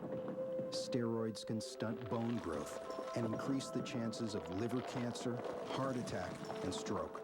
Steroids don't make great athletes. They destroy them. Talk to your kids. Need help? Get help. Visit drugfree.org. 20 minutes of 9 at night right now, so these shots obviously earlier. Those are the famed cherry blossoms that are going to be in full bloom this weekend, they say, and you can see they are out. That's in downtown Tokyo along the river and inside the dome here, which is also in the center of town. And great to have you with us, Gary Thorne, Steve Phillips. Bud Selig, we thank him for joining us. And a good ball game with Oakland leading it by a score of 2-0. Matsuzaka's back out on the mound. Dale Barton, first baseman, has walked twice, scored once in this ball game. Matsuzaka now with 5 walks, 4 strikeouts. And interesting, you look at cherry blossoms. The cherry blossoms, for those in the Washington, D.C. area at the basin, the beautiful basin downtown, those are going to be blossoming at full tilt this weekend, too. So the cherry blossoms both in Tokyo and Washington, D.C. are out at the same time. What does that got to do with anything, you ask? Well, look at it this way. It's early in the morning where you are. You haven't had enough coffee yet to understand what I'm saying, so just keep drinking. You'll catch up with us here. I'll tell you what, the downtown is beautiful here and so well kept. I mean, it's clean, it's safe. It really has been a nice trip. Big cut. Yeah, Matsuzaka retired the side in order in the last inning, and he gets the strikeout, his 5th of the game right there. Well, he's showing a lot of guts. I mean, he was really out of it. I'm surprised that he stayed in this long, but he is really showing something.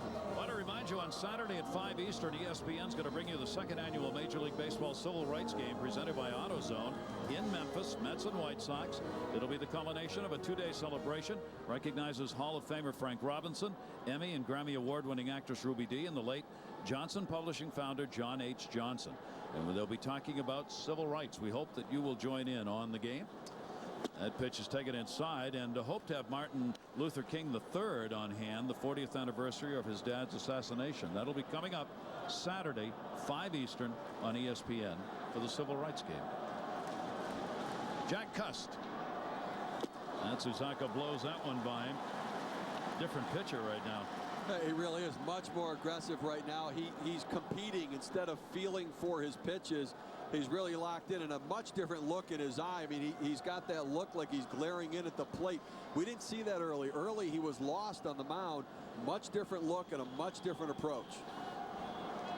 1-1 delivery on the way, and Cust with a big cut.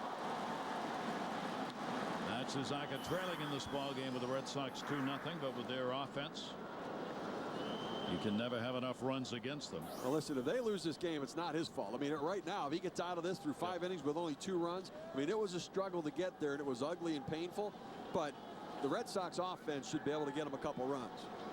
Oakland's left 6 on base in the ball game, 4 of them in scoring position already. 1-2 delivery on the way, and just missed. And Matsuzaka, that's about as emotional as you'll ever see him. He kicked the leg and then patted it with his arm, pitching arm, because he thought he had him. And now nodding his head, kind of acknowledging that to Rick Reed, the umpire, my bad, did not mean to show you up, a sign of respect. Jack Cust waiting on it. Here's the 2-2 delivery, and he got him on that one. Well, that's the changeup right there, and I mean, that's the pitch. I think he has to throw more, and it's such a good pitch. I think he has to use it against right-handers. He really holds it just for the left-hander. I mean, Jack Cust is going to see this in his nightmares tonight. You see the grip on that pitch coming out of his hand. The velocity, you know, looks like a fastball, comes out like a fastball, and just dies at the plate. Cust way out in front, swinging over the top. And there are 2 down, trying to retire the side in order again, Emil Brown. The other thing about a breaking ball, about a changeup, is that it many times is also a breaking ball, Steve. And the one Matsuzaka's throwing, he's got some good motion. Good sink on the ball, no question. He has good action on it. It's not only a change in velocity, it's not only deceptive to look like the fastball, but it has movement sinking down and away to the lefty. Just missed outside with that. And Brown, a 2-0 count. He was popped out and drawn a walk. Second time the Snyder's been up in the bullpen. You saw Terry Francona telling his coaches to call down. This should be it for Matsuzaka, because he's going to be at the 90 pitch mark and over it at the end of this inning. That ball hit the third. Lowell's got it and gets the out. So Matsuzaka will leave here, and if he does not come back, he will have retired the last 7 batters that he faced. A 2-0 Oakland lead. The XM Indy 300 at Homestead, Miami, Saturday night at 8 on ESPN2. Rubber ball, $6. Softball, $5. Football, $35. Being ready for whatever parenthood throws at you, priceless. There are some things money can't buy. For everything else, there's credit or debit MasterCard.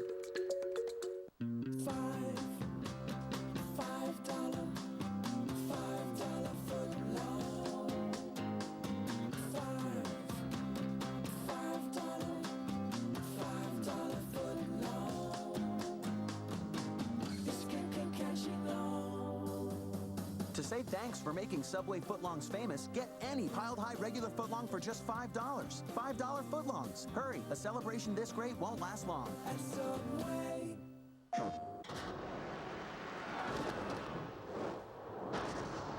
When I was a kid, I used to hit rocks over this creek in my backyard.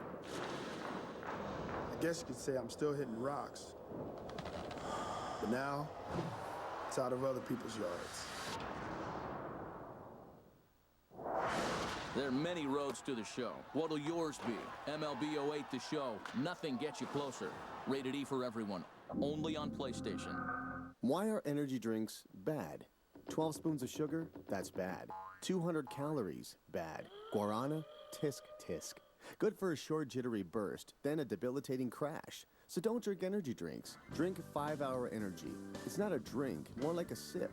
But with that sip, you'll feel alert and focused for hours, without the crash or jitters. It has 0 sugar, only 4 calories, and no guarana. 5-Hour Energy. Hours of energy now, no crash later.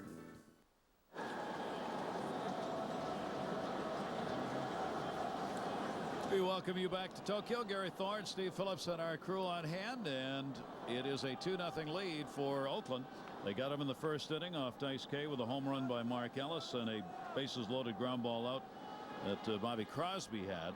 The Red Sox have struggled against Joe Blanton, who has walked none, struck out 2. He has given up 4 hits. Pedroia, big cut again. He singled his first time up, 1 for 2. Joe Blanton's been very effective today. As much as you get lost in the Daisuke Matsuzaka story and being here in his native country, Joe Blanton has been very, very good. Pounding the strike zone. He's very deceptive, kind of a short stride for a big guy, and then his arm just comes snapping at you. That herky-jerky delivery, that one is going to miss down low. Blanton 2-1 against Boston lifetime with a 3.58 ERA against the Red Sox. He went 0-1 against Boston last year. These two teams split their season series last year. Had him fooled, but he missed, and it's a 2-ball, 1-strike count. Well, you know, you always want to win opening day. It's, you know, it feels better that way, but the Red Sox are only 1-6 in their last 7 opening days. That one pumped the other way. Warning track wall, and that ball is not caught. Buck was there, missed it. Pedroia hustles into second base. That ball looked very catchable. Don't know if Buck saw that or not. It's a double. He's playing fairly deep on Pedroia, who's not really known for his power, but sometimes the toughest ones are ones that are hit directly over your head as an outfielder, because you can't create an angle to run that ball down. And it just seemed like for Buck, it just tailed over his head. He couldn't quite get a grip on it. That is hit number 5 for Boston. Their first extra base hit. Now the potential tying run at the plate with Euclid, the number 2 hitter, who has singled and grounded out against Blanton. Pedroia is on with a 2-hit game, a double and a single. And a timeout taken. Dave Maggott, the hitting instructor for Boston, I was talking with him before the game, and he said about Pedroia, he said the one thing I've asked him to do this year is always be aggressive at the plate. Don't stop being aggressive. And he said sometimes Pedroia likes to look at pitches rather than swing at pitches. Said I want him going up there hacking away because he's got power, and there you just saw it. Well, the other thing is he's going to come up with men on base quite frequently with this lineup as deep as it is. You know, he's going to get some RBI opportunities, and for a young hitter, you know, you have to at times change your approach a little bit with runners in scoring position, be a little bit more aggressive. You don't necessarily want to take a walk even with an open base. 50 RBIs last year, and Maggott thinks he can up that. Blanton now falls behind 2-0. Kevin Euclid has delivered a single, 1 for 2 in the ball game. Euclid last year, 328 first half of the season, 238 after the All-Star break. So he'll try and have that first half again and continue it. And he's got a 3-0 count here. You got first base open, but you got David Ortiz on deck. And walked him on 4 straight. First walk surrendered by Blanton. Blanton right now going to talk to Kirk Suzuki a little bit and ask, where's that pitch? Because if I can't throw that pitch for a strike down at the knees, I'm in trouble, especially with these two big guys coming up. Danger, danger, 2 on. Nobody out, and David Ortiz. Ortiz came up with 2 on in the 3rd inning and grounded out to end the inning. He popped out with a runner at second base in the 1st inning. The Big Poppy's got another shot at it here. He was not driving the ball this spring. And Terry Francona was asked yesterday, are you concerned about that? And he said not at all. Said he didn't. Terry thought he only had 1 home run last year in spring training. Says he'll be fine. And those are fairly decent numbers right there. I mean, you know, career high in batting average last year, career high in on base percentage last year. And where the power numbers weren't there, his home runs were doubles. His knees bothered him. He didn't drive the ball and rotate his bottom half as much. But it might ultimately make him a better hitter because he hit for a better average last year and still was obviously a very clutch hitter. Daisuke hoping for some help here. Terry Francona left him in, and maybe the Red Sox can get back into this. He could, any runs here, go to his credit. David Ortiz, 30+ homers, 100+ RBIs for 5 years. And the DH role with Boston. Breaking ball, Blanton will miss inside to him. And Ortiz now has got the count his way 2-0. Well, last time David Ortiz came up, there were 2 outs and 2 men on, and they had the shift on, but Mark Ellis was playing a shallow right field. Now he's in double play depth. So that hard hit ball that his last time up would be a base hit right now. They're not able to play quite as deep with runners on 1st and 2nd. Ortiz gets a break in that regard. Outfield obviously very deep here. Ortiz has had a home run off Blanton in his career. He's 5 for 13. Fouls that one off hard outside of first base. And Blanton comes back with Ramirez waiting on deck. I think he's going to go soft now and get away from the fastball, go to the palm ball, try to get him out in front and roll over one to try to get the ground ball double play. Red Sox trying to get on the board. They've had the hits, they've had the runners, but have not been able to put the 2 together. And he wants a timeout. And Suzuki wants to talk. Blanton wants to talk to his catcher. You see Suzuki behind the plate, not putting the signs down between his legs, but doing a tapping motion. You know, sometimes you do what's the last part of the body that you touch. That's a certain pitch. As you watch Suzuki signal the signs, he's doing some sort of a cadence and rhythm with where he touches on his shin guards or his chest. And Ortiz stepped out on him as he was in the windup. Blanton gave up only 2 home runs to left-handers last year, and you're looking at one of them. David Ortiz and Nick Markakis of the Orioles, the only 2 lefties in 422 at-bats by left-handers against Blanton to hit a dinger. Now Blanton can locate the fastball, as the numbers indicate, and that off-speed pitch really can neutralize some big left-handed bats. 3-2 count. Runners at 1st and 2nd not going. It is fouled off, and it will stay at 3-2. Blanton working in a jam here. Red Sox have stranded 3 so far, a couple in scoring position. He had retired 7 in a row prior to this inning. Towering pop-up. And near the screen, big out. Hanahan gets over, and Ortiz upset with himself as he's left runners on all 3 times up. Fenway Park, that's in the stands, but a lot of room here down the line in foul territory, more like the Coliseum, or where the A's are playing. A lot more room down the line there. Hits into the out. Ortiz goes back. Manny Ramirez steps in. Ramirez has flied out twice to Travis Buck in right field. Pedroia's at 2nd, Youkilis on at 1st. From Tokyo, Japan, the opener of Major League Baseball. We'll be right back with you tomorrow, 6 a.m. Eastern time. Hard base hit down the line. Pedroia's going to come around to score. Youkilis on his way to third. They're waving him home. Emil Brown, the cutoff man. Here's the throw to the plate. Not in time. This game is tied. Manny Ramirez.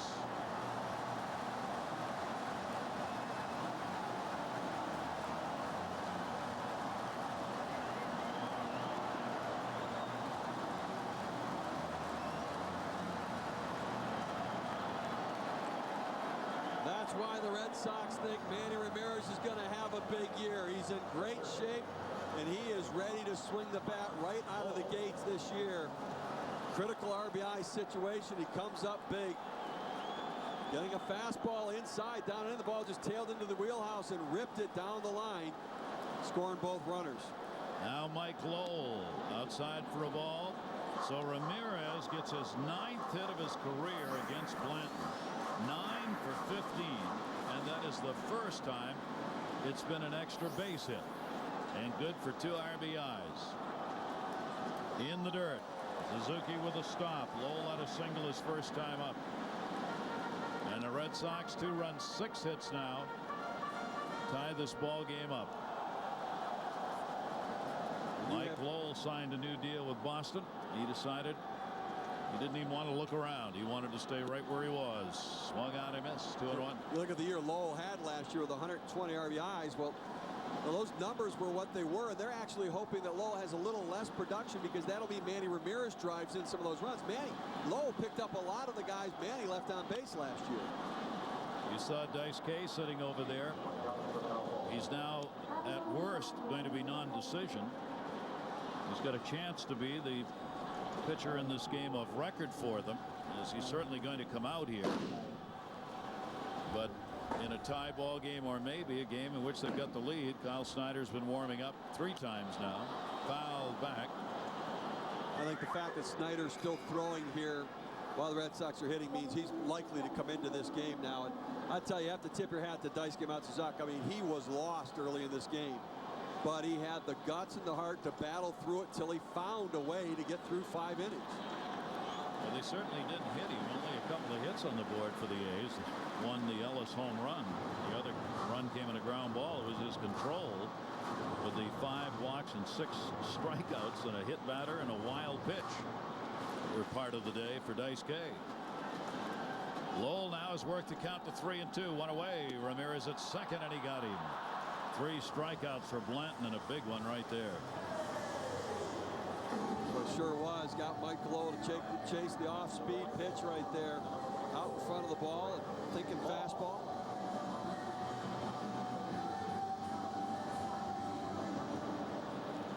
Aaron knows how tough this Red Sox team is, and a couple of runs stood up there in the first inning, but they could not add to it. And you just knew, looking at the first 2 innings, they left 2 in scoring position in the first. Oakland did, and they left the bases loaded in the second. And it was guaranteed it was going to come back to haunt them later on, that they weren't able to open it up. Just needed that big hit and never got it. That one's going to be a base hit into right field. Ramirez the turn. He's going to come to the plate. Here's the throw off the mark. And the Red Sox lead it. And Daisuke's got a chance to be the winning pitcher. Brandon Moss, the RBI.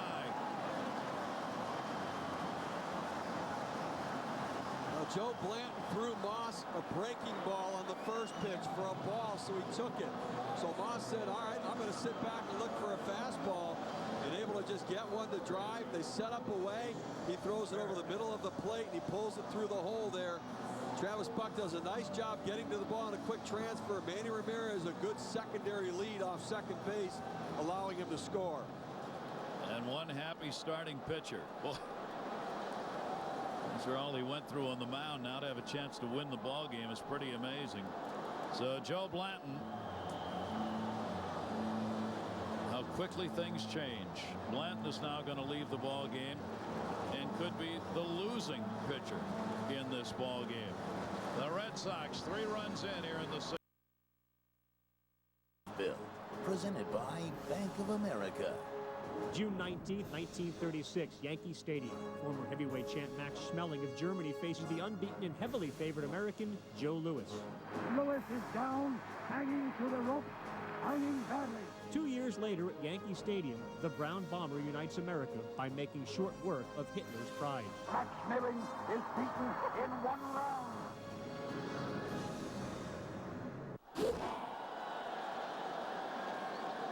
All season long, that'll be one of the big stories in Major League Baseball with Yankee Stadium, the new one going up, the new Yankee Stadium just across the street. Brandon Moss delivers the 3rd run, and the Red Sox have a 3-2 lead. Jason Varitek now runner at second base. Alan Embry has come on to do the pitching. Daisuke stays on to watch. The veteran left-hander. Varitek switch hitter turned around. They want to get the signs down here.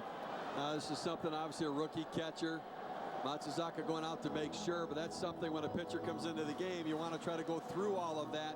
So once he warms up, he can get into his rhythm and start to go at the hitter. See Alan Embry there. Last year, got a chance to save some games when Houston Street was out on the disabled list. 17 saves, most on the A's last season. Veteran left-hander. Varitek hit into a double play, struck out. Breaking ball is in there. Embry faced Boston 4 times last year, had 1 save, 1 blown save, and gave up 3 runs, 8 hits, and 4 2/3 innings against the Red Sox. Embry out there now to try and stop this inning right here. Boston battling back with a 3-run 6th inning. Varitek on a heater, fouls it straight back.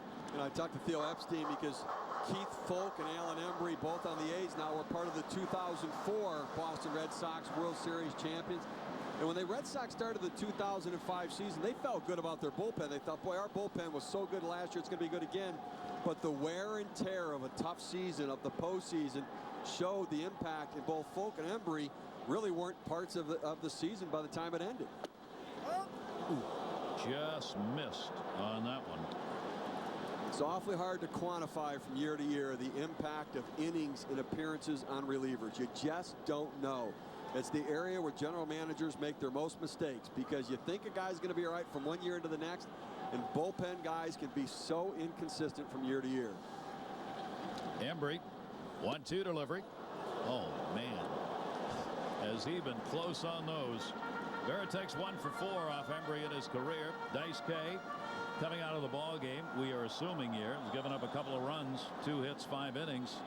Terry Francona left him in just long enough. Gave him a chance to be the winning pitcher in the game by working 5, and the Red Sox getting the runs here that go on his side of the scorecard in the 6th inning. And Varitek will take that one down low. 3 tough pitches, 3 and 2. Well, you have to credit Francona, too, for leaving Matsuzaka in, because I quite honestly would not have left him in there, seeing him struggle as much. But you give those veteran leaders on your staff a little more rope, trying to work out of the mess that they're in. And in the end, it could turn out to be a real positive for Matsuzaka. Runner off second base, 2 down. 3-2 delivery on the way, and Varitek will foul it back. Could be the fairy tale ending to what has been a fairy tale trip for Daisuke to come back to Tokyo, his home. Pitch in front of the fans who so wanted to see him, and now maybe he'll be the winning pitcher. I think you have to credit this guy at the plate, Varitek, as well, for working his veteran pitcher through that real struggle early in the game. Varitek trying to help him out with an RBI right here. 3-2 delivery again to him, and he got him on that one. Well, I'll tell you, Embry threw some nasty stuff right there. But the Red Sox pick up 3 runs and take the 3-2 lead. Daisuke, pitcher of record.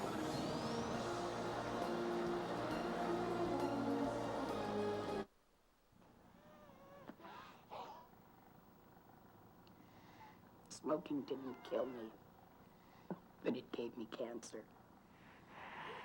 The tobacco companies always said nicotine isn't addictive. They were lying. Tobacco kills a little part of you every day, and it destroyed my life.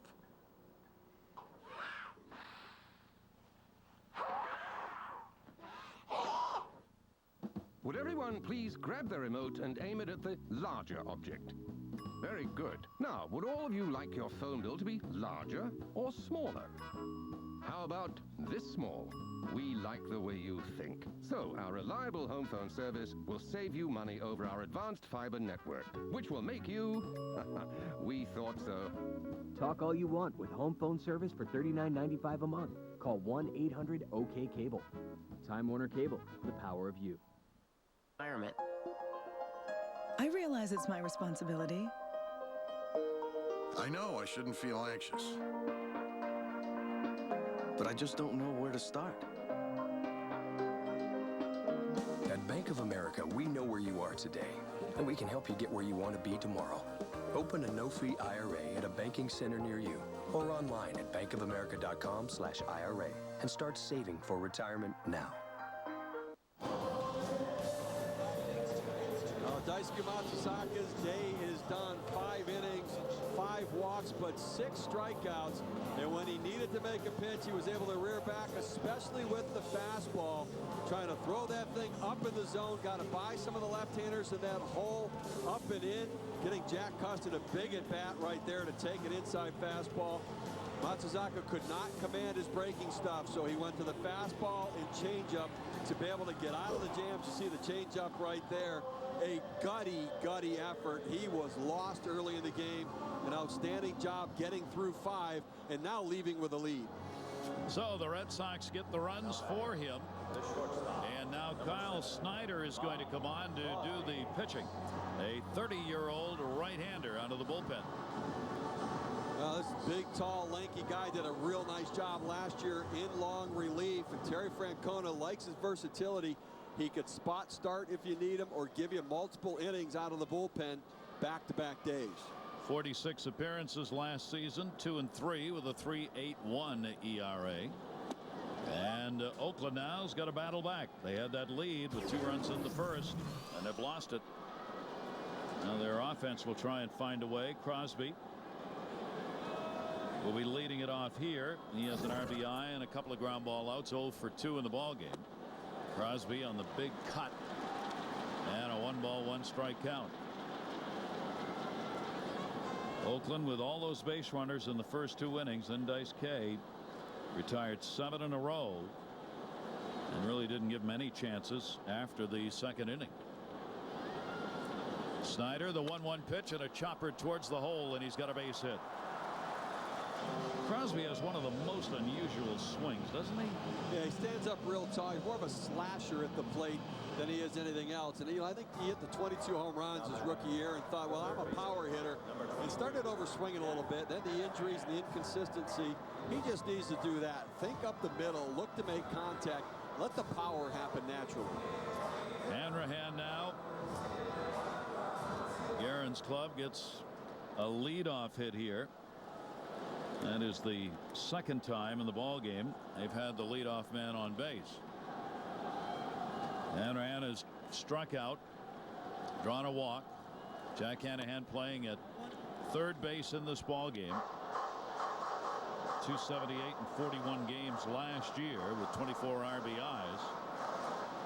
For the 28-year-old who will be out there until Eric Chavez is able to get back. And that is really a day-to-day thing at this point on Chavez as to what his condition is. Well, I mean, the Oakland A's 2007 season was defined by injuries. I mean, they lost 1,259 player games with 22 times players going on the disabled list. They were hurt everywhere. Eric Chavez had back surgery and surgery on both shoulders in the offseason. Thought he was going to be able to be back for this one. Towering fly ball, right field, warning track wall, sayonara, home run, a 2 RBI shot. Chavez who? And Oakland goes back on top. Well, you wouldn't know it from that swing, but Hanrahan more of a contact hitter. Not really a power hitter, but he got a ball right down the middle and just turned on it and drove it out of the ballpark. Now Hanrahan changes this ball game back again in a hurry. His 4th major league home run, with the other 3 coming last year. Terry Francona obviously not liking the looks of that. And all that we were talking about with Daisuke, forget about it. This is now a bullpen game for both teams. Now, you really have to credit General Manager Billy Beane for Hanahan. He was playing at AAA, Hanahan was, with the Detroit Tigers. In August last year, Beane realized, he looked at the numbers for Hanahan. He has good patience at the plate, doesn't strike out a lot, makes contact. He made a deal. He got him in a trade. He called Detroit and said, listen, he's a 6-year free agent at the end of the year. He's not fitting on your team. I'll give you a prospect for him. He makes a trade and gets an important piece. Probably not an everyday player when Chavez comes back, but a guy that certainly could help any club, particularly a National League team, because he can play second, he can play third, and as a left-handed bat, he has real value. Sure paid off already. Swung on and missed in the off-speed delivery, or foul tipped into the mitt. Suzuki retired. He's 1 for 3 in a ball game. Well, you saw Jason Varitek set up outside, and when you miss with the fastball, guys don't hit home runs when you execute your pitch. They hit home runs when you miss your spots. Varitek set up on the outside corner. Kyle Snyder threw the fastball in, and he hits it out of the park. If he hit a spot away, I guarantee it wouldn't be a home run. Shattered the bat. That'll go to second base. Pedroia will make the play over to first to get the out. Brian Sweeney 0 for 3 in the ball game, and 2 down here in the 6th inning. The Oakland A's have been hitting this long ball here this spring. Oh, boy, did he nail that, though. That was right off the meat part of the bat. Pretty good swing right there for a guy not known for his power, but when you miss your spots, and that's what it's all about, is location. It's not always velocity. Sometimes it's deception, but if you miss your spots and make mistakes, big league hitters can do that. 2 down, nobody on. Travis Buck, top of the order. 0 for 3. Struck out twice and grounded out. Snyder's delivery to him, an off-speed breaking ball that's going to miss inside. So the Oakland A's and the Red Sox locked up in a good one here as we're in the bottom half of the 6th inning. The A's opening up their 41st year in Oakland. 14 division titles, a wild card, 6 AL pennants, 4 world championships in the times that they have been there. And they were kidding this spring about the return of the Bash brothers, only they couldn't figure out who they were because everybody was involved in drawing the ball long. But that's spring training. But they've had 2 here in this game. Well, spring training's so tough to evaluate your team, particularly in Arizona where the ball tends to carry a little bit more. But you know, this Oakland franchise, they looked at it and said, if we keep Dan Herron and we keep Nick Swisher, we're still not going to win our division.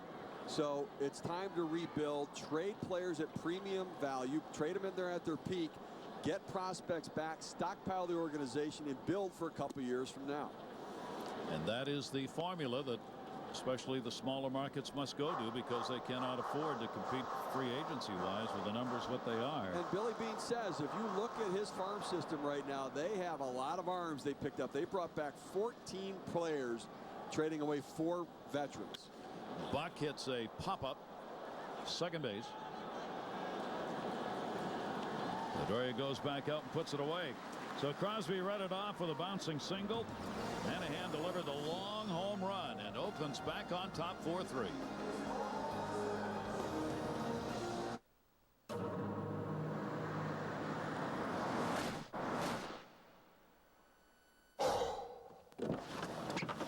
Who wants to be stranded with a flat tire?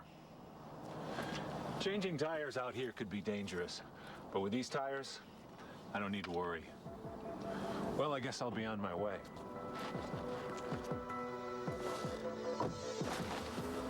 Bridgestone. Run flat tires. Bridgestone. You just randomly What was that? It's nothing. Yeah.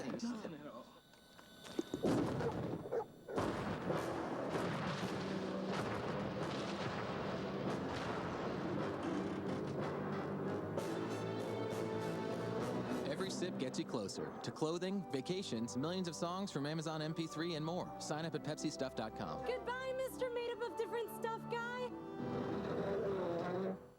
The Reebok Hex Ride running shoe. Extreme comfort and cushioning. Perfect for the off-season. There is no off-season. I'm with you, Matt. Running keeps me strong.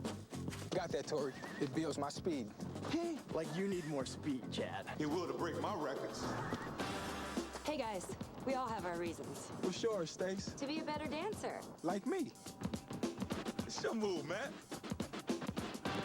Matt, you might want to stick to passing. The Reebok Hex Ride, available at Dick's Sporting Goods. It's game time. Skybox is right up here in section La-di-da. How's everybody doing? Can anybody tell me what inning we're in? All right, boys, we take it back to high life. See, the high life is about sitting in the sun and watching your favorite pitcher get lit up. Take him out. Man, they can't even hear me through this glass. Come on, boys. Need to smell me a hot dog or something. Just know I'm alive. Woo! Let me pass out some high life. That's what I'm talking about. Boys and Girls Clubs of America, the official charity of Major League Baseball, reaching over 4 million kids nationwide, together creating a positive place for kids. Bucket of chicken. Yeah, Dad's going after that extra crispy heart. I don't see the kids getting any of that, you know what I mean? You got to offer the kids something to eat. Come on. 4-3 lead. For the moment, Alan Embry is the pitcher of record for Oakland. Came on to get the final out last inning. That'll be foul back. Ellsbury, Lugo, and then the top of the order, Pedroia. Jacoby has grounded out and been called out on strikes. Well, there was some talk this offseason. Ellsbury in the potential trade discussions with the Red Sox and Minnesota Twins for Johan Santana. He was relieved not to be traded, so he's back with the club. Left-hander's delivery to him, a fastball. It'll be taken up high. Jacoby Ellsbury, a .438 mark in the World Series, 7 for 16 in the sweep the Red Sox had for the second time in a row in winning a World Series. Foul back. Terry Francona thinks once you get to the World Series, it's easy. You just win 4 games, you go home. He's won 8 consecutive World Series games. Nothing to it. You know, when you think about this Red Sox team, in 2004 they won the World Series. It was a team of veterans. In 2007 when they win, they've got some young kids. I mean, you talk about Lester and Buchholz and Jacoby Ellsbury, and Youkilis isn't that old. I mean, they have some young talent in this organization. Ellsbury, 1-2 delivery to him, a shot for a base hit into left center field. He hustles, he'll make a turn. Brown's got to get it in a hurry. Lead on single. Ellsbury's first hit of the 08 year. Now we're talking about the Boston Red Sox winning second World Series crown, 4 years, 4-3 win, game 4. Papelbon, the heater. Seth Smith, pinch hitter, gone. Papelbon, third save, 4 outings. Mike Lowell, MVP. What a great series he had. Hit 400, 4 RBIs, team high 6 runs. And the Red Sox celebrate another one. Now they would like to do a little back-to-back work and have a team that certainly is going to be considered by many as a favorite. 4-3 Oakland lead here. Runner on at first, though. Nobody out. Lugo. You know, you talk about the young players. I mean, Dustin Pedroia, rookie of the year last year. Ellsbury, a rookie this year. Again, Jonathan Papelbon's just 27 years old. Josh Beckett and Daisuke Matsuzaka are both just 27 years old. John Lester, 24. Clay Buchholz, 23. A lot of good young talent. And a chopper towards second base. Ellis, 1. And they turn 2. So Lugo hits into the double play, the second the Red Sox have hit into in this game, and there are 2 down. Well, we were talking about that the other night, Steve. It's good.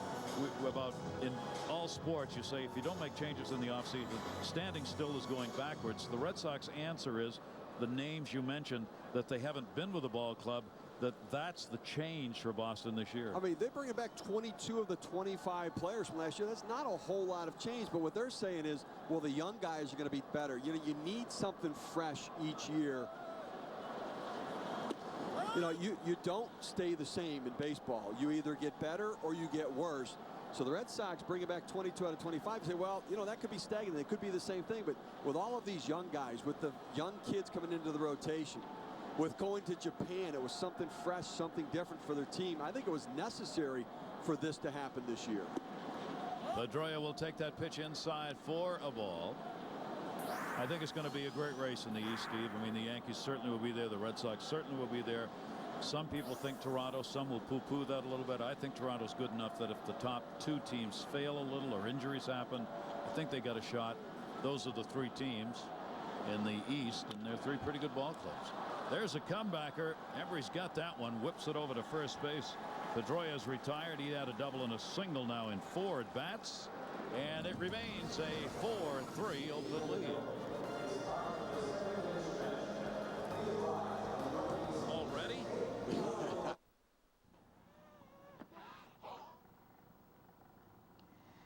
Smoking didn't kill me, but it gave me cancer. The tobacco companies always said nicotine isn't addictive. They were lying. Tobacco kills a little part of you every day, and it destroyed my life.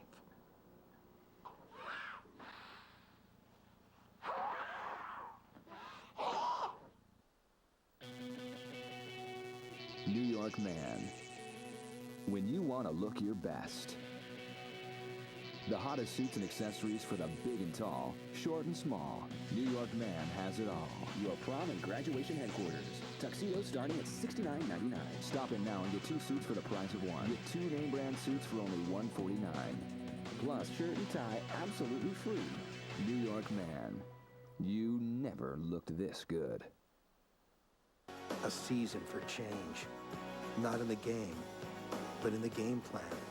A choice to join together and take charge of the moment. To play with intensity, with abandon, with courage, so that the evolution becomes a revolution and a team becomes a champion. The NCAA Winter Championships on ESPN, ESPN2, and ESPNU. With Nextel Direct Connect technology, communicate with your workforce in less than a second. It's how nearly 20 million people bring cities to life every day. On the fastest and largest push to get it done now network. Nextel Direct Connect technology. Only from Sprint. And welcome to this Major League Baseball special on ESPN2 presented by Bridgestone. Gary Thorne, Steve Phillips, great to have you with us. Baseball and breakfast just go together. A 4-3 A's lead. We will be right back here tomorrow, 6 o'clock a.m. Eastern Time. John Lester, the left-hander, scheduled to go against Rich Harden, the right-hander, in Game 2. Another good pitching matchup tomorrow. 2 good arms right there. Rich Harden has some of the best stuff in the major leagues. Health has been a big issue for him, and obviously John Lester, some big wins for the Red Sox last year. Kyle Snyder delivers. Ellis, who's got 1 home run, cranks another one to deep center field. Warning track. That will be hauled in. Ellsbury back to get it. 1 down, bottom half of the 7th inning.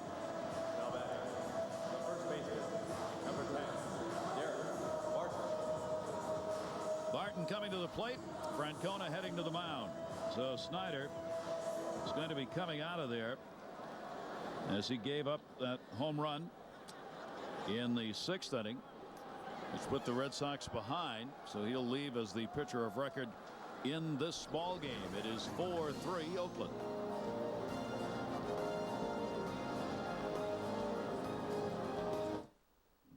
Stay focused for the next 60 seconds. That's all the time I have to tell you the truth about HD television. The truth your cable company doesn't want you to hear. Cable wants you to believe they're keeping up with HD capacity. They're not. But DirecTV is.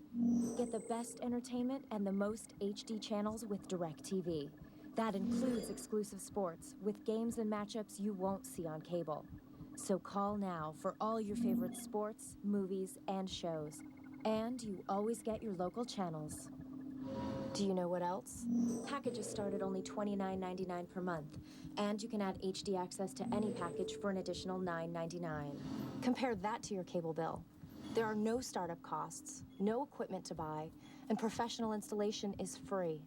Call now. You also get a free HD receiver or DirecTV DVR upgrade from America's #1 HD provider. Time's up.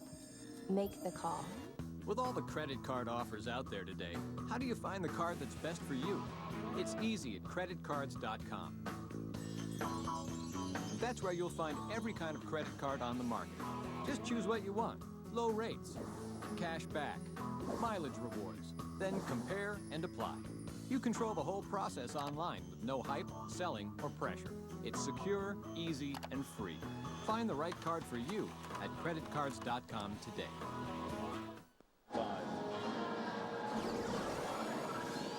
We welcome you back. Tokyo Dome is the site for 3A's leading the Red Sox in this opener for the 08 season. We'll be right back with you tomorrow. Game 2, same site. John Lester, Rich Harden. The scheduled starters 6 a.m. Eastern right here on ESPN2. Put the coffee on, please, and we like our toast unbuttered, wheat preferably. The game's going to be rebroadcast at 2 p.m. Eastern for those of you who you're not going to do that. You're just going to get up and watch it at 6. Come on, let's go.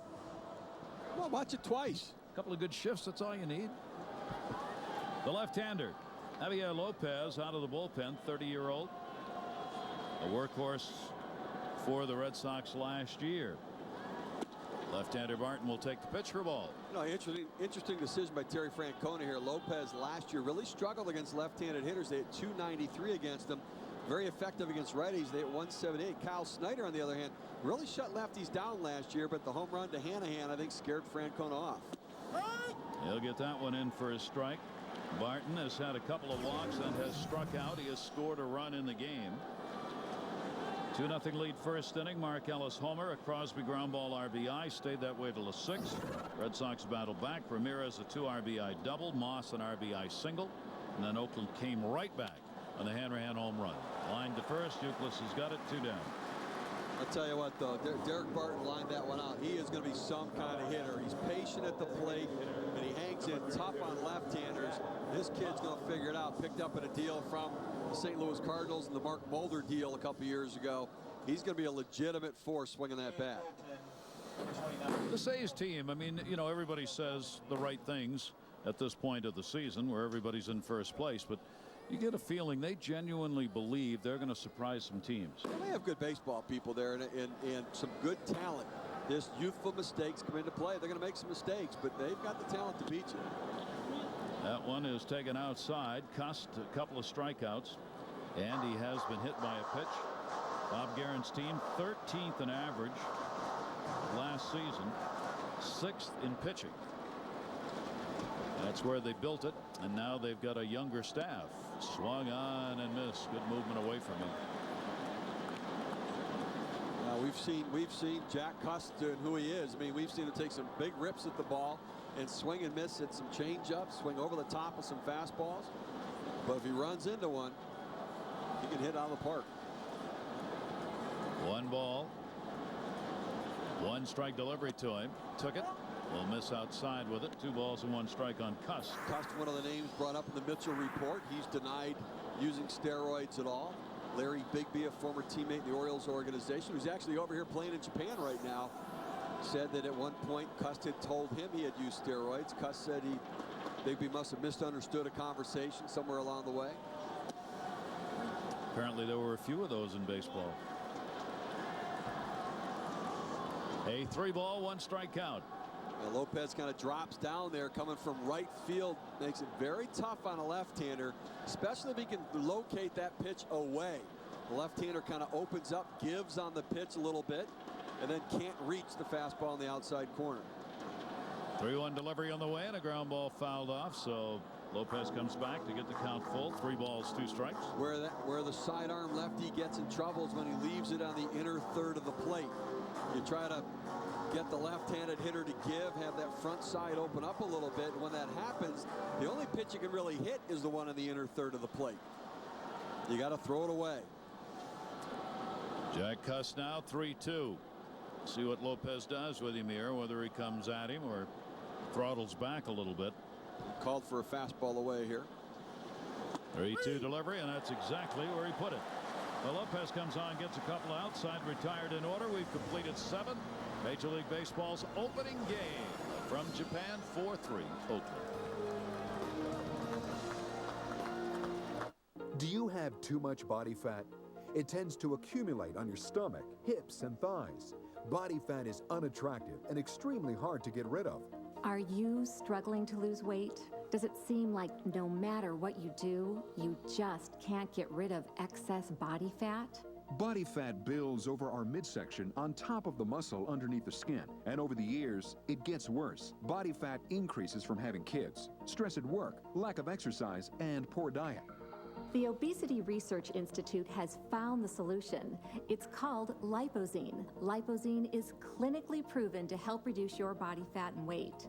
And to raise awareness about this weight loss breakthrough, the company is letting people try Lipozene risk-free for 30 days. In a moment, there will be a toll-free number on the screen that you can call to receive your risk-free trial. Lipozene is so powerful that it's clinically proven to help you lose pure body fat. In fact, a recent major university double-blind study showed that not only did participants lose weight, but 78% of each pound that was lost was pure body fat. What's even more amazing is that people were not asked to change their daily lives. It's so easy. Just take Lipozene. That's it. If you're ready to get rid of pounds of body fat, then call the number on your screen right now. Lipozene is worth the price because Lipozene is clinically proven to work.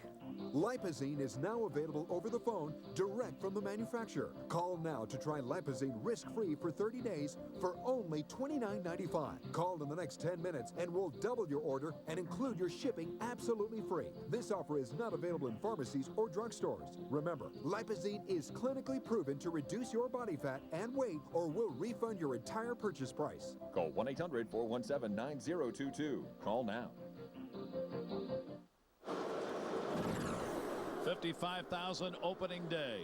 This is the Tokyo Dome, and great to have you with us here on ESPN2. Gary Thorne, Steve Phillips, as Major League Baseball for the third time opened its seasons here in Japan. And right now, the A's have battled back. They had a lead, lost it, and got it back, and are up 4-3 as we go to the 8th inning.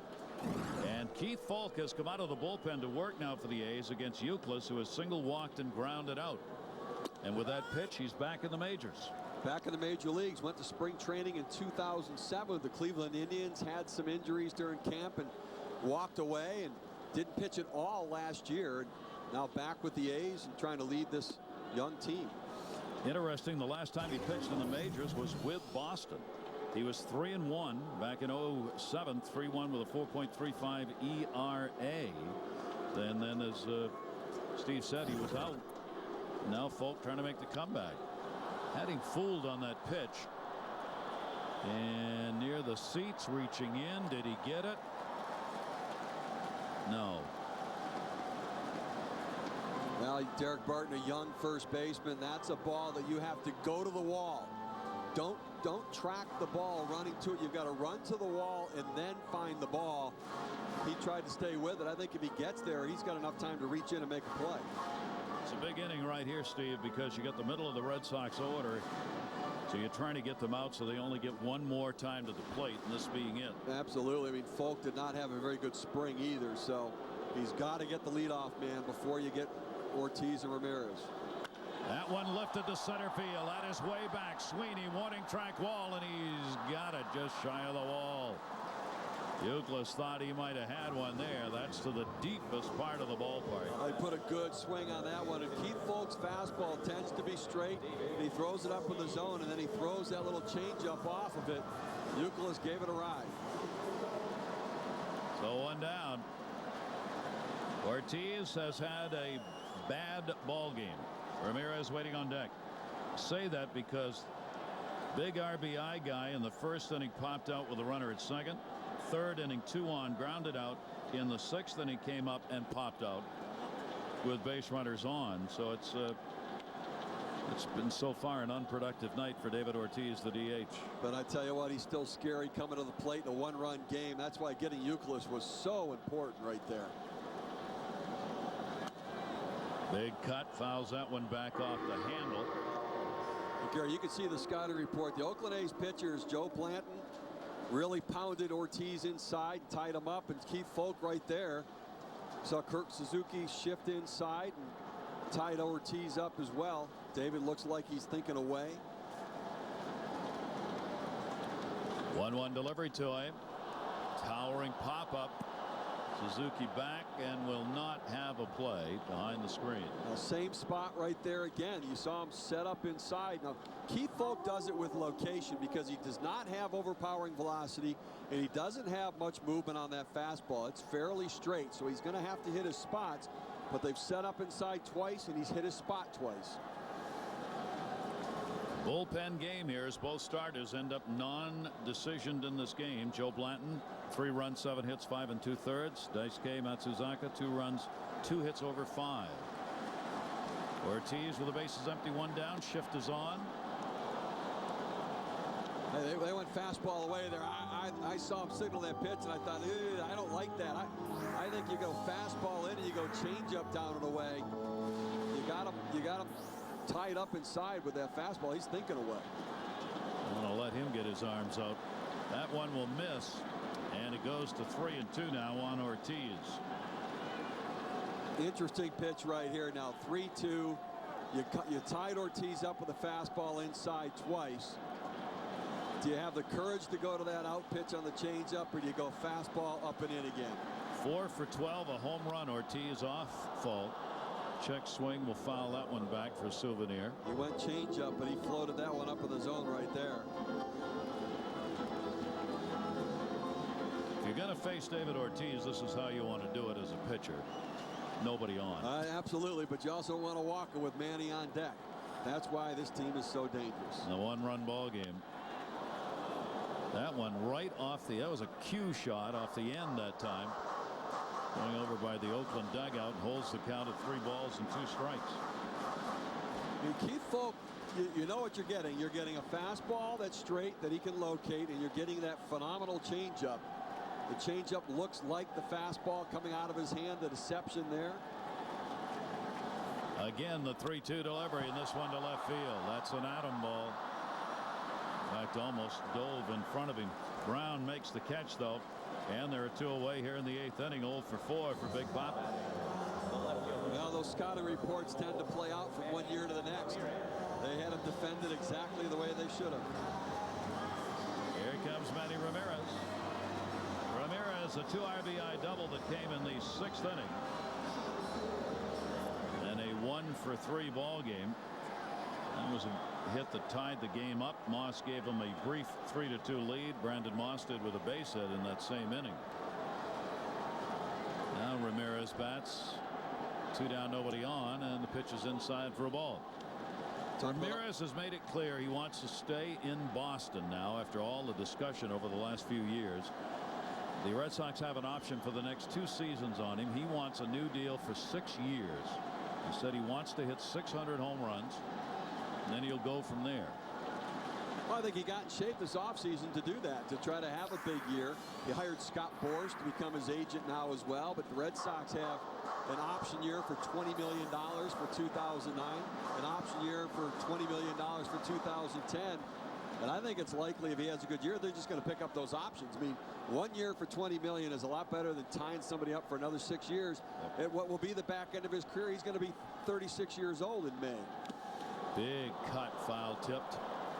Manny comes into the season with 490 home runs. He is ranked 26th on the all-time home run list. And of course, over the last few seasons, it's always been about Manny being Manny. And sometimes the Red Sox like it, and sometimes they don't. Well, I mean, you know, I know it's about Gary being Gary on these telecasts. Right. I understand. You do. I feel the Red Sox pain with the Manny being I can understand that. But you ate your sushi last night. Swung on and missed. Good pitch. 2 balls, 2 strikes. That's a good pitch right there. I mean, even if he puts that in play, he tops it and grounds out. He's had 38 home runs against this Oakland team. Only A-Rod has had more against Oakland, 39. And Manny has really bashed it. 2 ball, 2 strike count. Folks delivery to him, and he got him looking. Good inning by Folk as he retires the side in order. Euclid, Ortiz, and Ramirez to protect a 4-3 lead.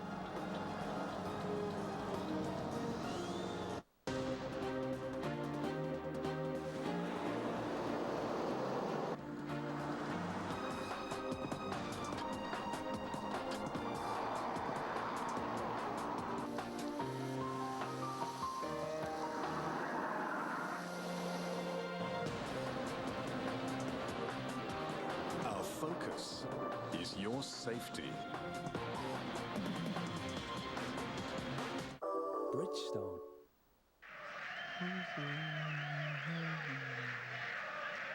Do you like that song? Yes. Wanna rock? Major League Baseball 2K8. Rated everyone. I said 2K. K. I'm a little nervous about retirement. I wish things were a little more stable, especially now. I want retirement to be easier. I wish I had more of a guarantee. At Bank of America, we can offer some certainty in an uncertain world. Open a CD IRA at a banking center near you or online at bankofamerica.com/IRA and start saving for retirement now. And Pinilla's out to argue. What a great call. You're doing a fantastic job, but people expect me to come out here and be upset, so I'm going to kick some dirt. You understand? Yeah, I understand that. Well, lately I've been feeling happy and content. Yeah, you seem different. Lou is really giving it to him. You better kick me out of this game. I've got a reputation to uphold. Fine, you're out of here. Say hello to the missus. I will. You do the same. Drinking water makes you feel better and a lot less irritable. So make your body happy. Drink Aquafina. There was no way I was going to be able to carve down a mountain with my glasses fogging up. My best friend Michelle told me I should definitely switch to contacts. You've got to get Acuvia Oasis contacts with HydroClear Plus. So cool. I told you. Now I feel like I could take on any mountain. For a free trial pair certificate, go to Acuview.com. ESPN's Major League Baseball is presented by Bridgestone, passion for excellence. And in part by Major League Baseball 2K8 from 2K Sports. I said 2K, K. And Bank of America. Sign up for Major League Baseball banking only at Bank of America. Bank of Opportunity.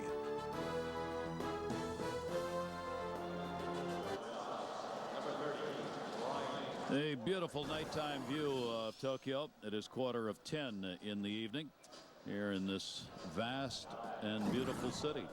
Major League Baseball opening up its 2008 championship year. We go to the bottom of the 8th inning in a really fine ball game with Oakland on top here by a score of 4-3 as Bob Guerin's team looking to start the season out with a W. Brian Corey has come on to do the pitching for the Red Sox. We go to the bottom half of the 8th inning. Emil Brown up. Brian Corey, 34-year-old right-hander, bounced around a number of places in his career, and Red Sox traded for him in 2006 and got a little taste of the major leagues in 2007, and getting a chance to try to hold this deficit and hope that offense can come back and get them back into this game. Corey, the 4th pitcher to work. Snyder gave up 2 runs, 2 hits in an inning and a third. Lopez worked 2/3 of an inning and got a strikeout. Matsuzaka 2 runs, 2 hits over 5. So Embry right now is the pitcher of record on the positive side, and Snyder on the negative side. And Oakland would dearly love here to just put up at least one more the bottom half of the 8th inning. Get some base runners and try to get that big hit.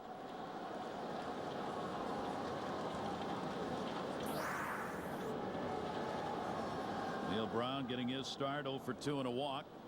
Here with his new bug, Oakland. He drills that one to center field. Jacoby Ellsbury back of the wall, up, and did he get it? Oh, what a play! They're still waiting on the call. He got it! Great catch! Ellsbury right at the wall in dead center. Well, that's some kind of catch right there. As he goes back on this ball, he gets up in the air, makes the catch, and as he's falling, his back really hits the wall. I'm sure they're going to check that right shoulder at some point to make sure he's okay. That is some kind of great effort right there. This kid is some kind of athlete. Coco Crisp was an outstanding defender last year, but this kid can really cover some ground. And wow. He was stretching out there, bending over, loosening up his back after he made that catch. What a play. Keep that in mind when we go to the 9th inning. Bobby Crosby up. He is singled, RBI, and a ground ball out. 1 for 3 in the ball game. That can knock the wind out of you. No, he went full force with his upper back into that wall. Certainly have to worry about separating a shoulder. He seems to be a guy that fame and fortune are just attracted to him. He makes big plays. He does big things, big situations. And he's such a quiet, unassuming kid too. I mean, you know, he's not the loudest in the clubhouse ever. He's not the loudest in the dugout. He just kind of shows up, gives you that wry smile, and shows up to play. Bottom half of the 8th inning here. That one will be in foul territory. Euclid over and into the seats, and he got it. No, and he bangs his elbow, and he couldn't get over there in time to set up either, and had to be on the move when he tried to make the catch. Those are tough seats because they stick out onto the field here. Added seats in front of the wall that curve down each line. 1 ball, 2 strike delivery on the way. Jammed him unmercifully. Shattered the bat. Veritek will make the play. Crosby retired. Wow, he just tied him up on that one. That's 2-seam sinker fastball running in on the hands, and Crosby just got it off the knuckles. Oakland getting ready to try and put this ball game away. Houston Street, the closer, getting loose. 2 down, nobody on here in the bottom of the 8th inning. Here's the man who's the difference in the ball game right now offensively, is 2 RBI homer, who came in the 6th inning. And a ground ball right back to the mound. Hanahan will be retired on the play made by Corey. So Corey comes on, retires the side in order. We go to the 9th inning. Oakland 3 outs away. It is a 4-3 A's lead.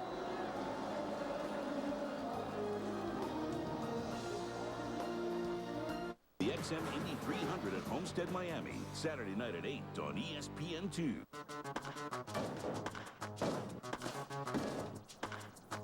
So your first signature cleat. How they feel, Poppy? They feel good. They're light, they're solid, and styling, just like me.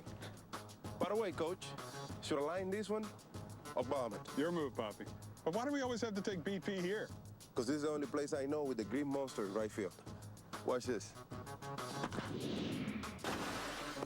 Reebok Big Poppy 2M mid-cleats and trainers, only at Dick's Sporting Goods.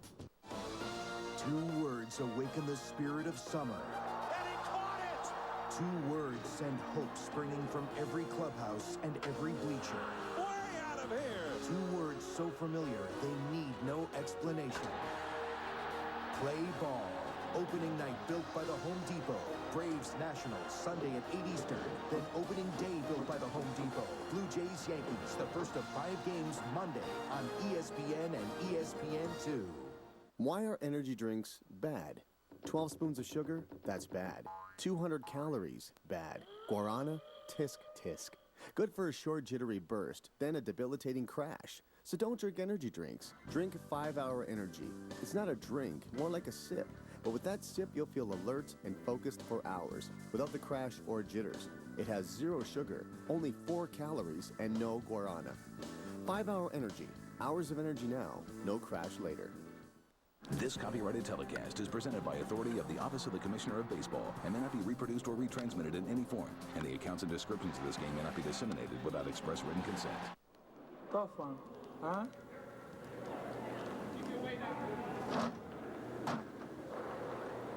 Want to play hardball? Major League Baseball 2K8. Rated everyone. I said 2K. K. Did you? Yeah. I'm going to go out and get it. We welcome you back as we go to the 9th inning.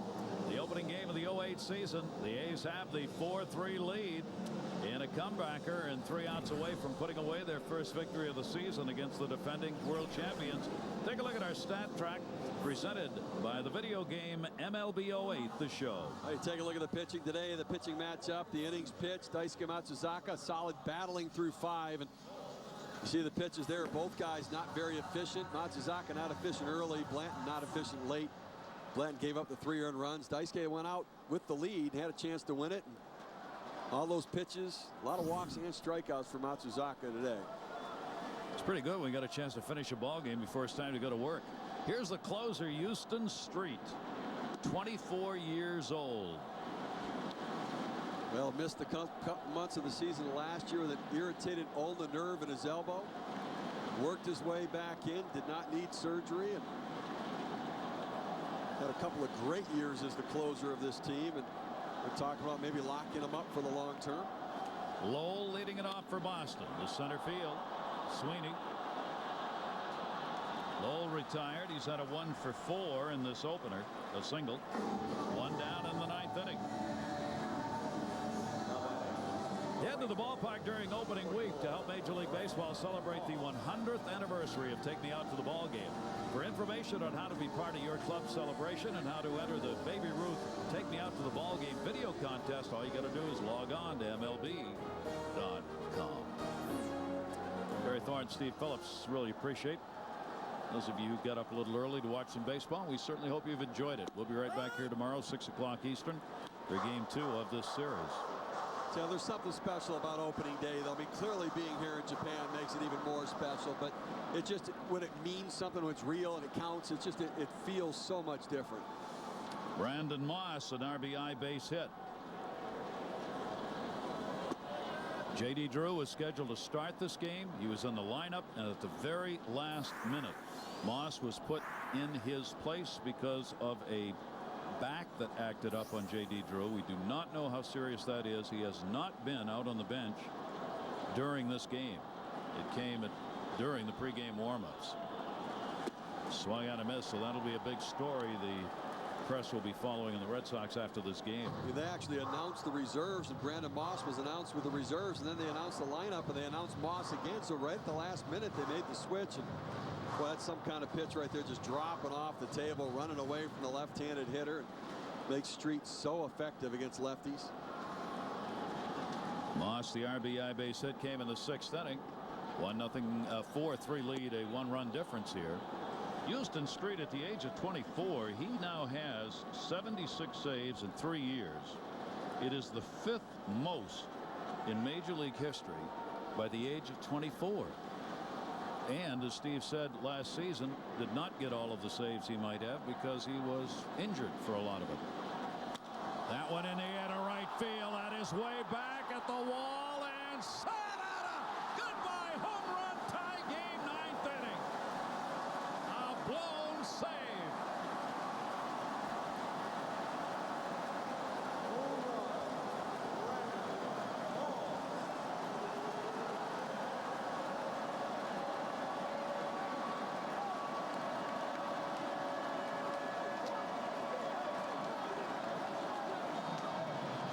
Sometimes there are just reasons for why things happen. J.D. Drew, a late scratch. Brandon Moss brought in.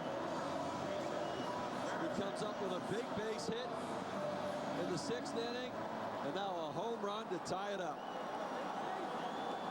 So Street starts his year with a blown save, and Moss starts his season as a reserve. Oops, wait a minute, you're starting. 2 RBIs and a home run. And 44,628 on hand here are buzzing. It is 4-4, top of the 9th inning. Varitek up. We talked about all the saves that Houston Street has. Prior to this game today, he had 20 blown saves over the previous years, most in the American League. Can't give up the home run ball. For Brandon Moss, that is his first Major League home run. Boy, has he had a day. He'll want to be playing in Tokyo soon. Yeah, I think the Yomiuri Giants right now have just got to pull out a little contract and say, listen, when Drew comes back, going to play for us? Street's delivery is in the dirt. Street probably a little rattled here. And Daisuke, who has stayed out to watch this game, the starter non-decision, leading the charge. Okajima, his teammate, and a fellow player returning to Japan, may get some time in this game.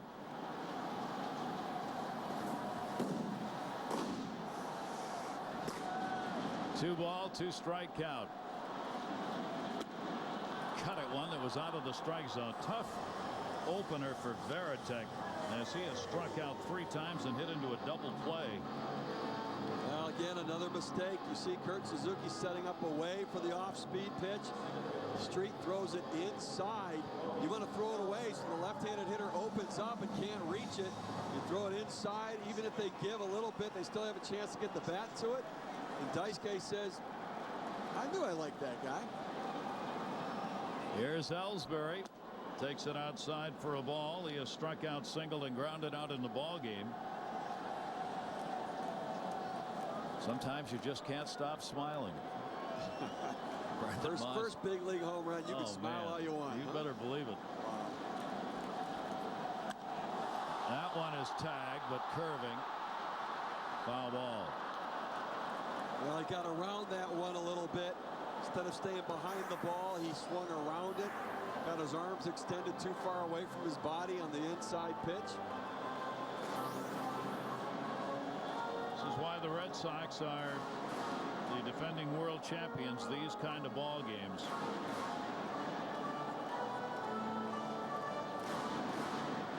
They are never out of games because of the bats they have in their offense.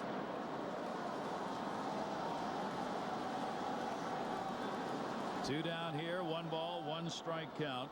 Jacoby Ellsbury waiting on it. Wraps that one towards left. That'll stay up for Brown, who puts it away. So the home run, his first ever at the major league level by Brandon Moss off Houston Street, has tied this game up 4-4. We go to the bottom half of the 9th inning. It'll be 8, 9, and 1 due up for Oakland. I'm Rick Stoddard. That's my wife, Marie. She died from smoking cigarettes. She was 46 years old. 46. Now I look back on our lives together and I just keep coming back to, she died at 46 years old. I guess I never thought of 23 as middle-aged.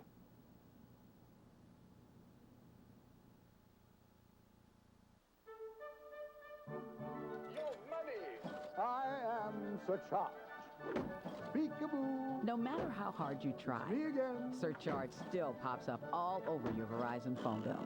Whack Verizon surcharges and save over $100 when you switch to Time Warner Cable's home phone service. You'll get unlimited calling for $39.95 a month, and your first 3 months are free when you order online. Go to TimeWarnerOffers.com, then say goodbye to Verizon and Surcharge. Oh, bloody. When I was a kid, I used to hit rocks over this creek in my backyard. I guess you could say I'm still hitting rocks. But now, it's out of other people's yards. There are many roads to the show. What'll yours be? MLB 08 The Show. Nothing gets you closer. Rated E for everyone. Only on PlayStation. With Nextel Direct Connect technology, communicate with your workforce in less than a second. It's how nearly 20 million people bring cities to life every day. On the fastest and largest push to get it done now network. Nextel Direct Connect technology. Only from Sprint. Another homecoming. Hideki Okajima from Kyoto, Japan. Listen to this.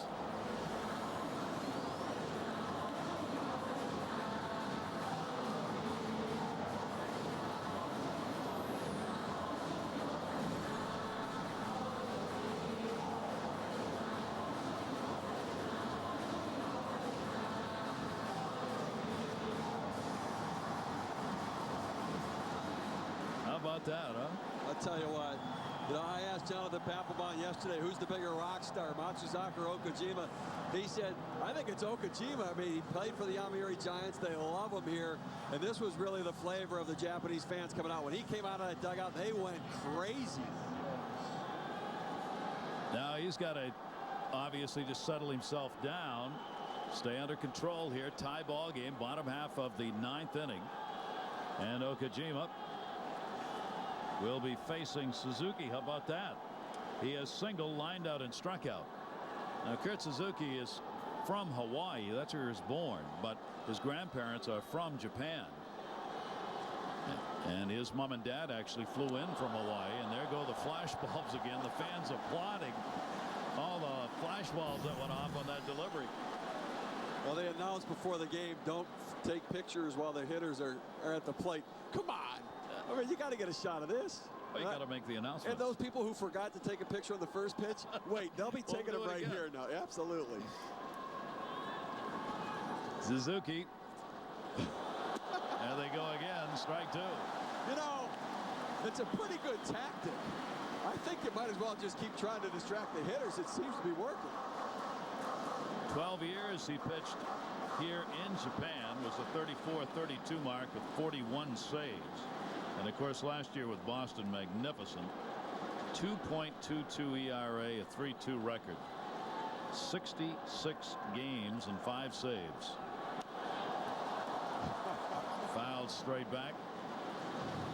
Yeah, Okajima, you start looking for your MVPs during the course of a season, and you look at what he did last year. There's that split changeup that he added really to his repertoire last year. John Farrell, the pitching coach in spring training, said, let's try this.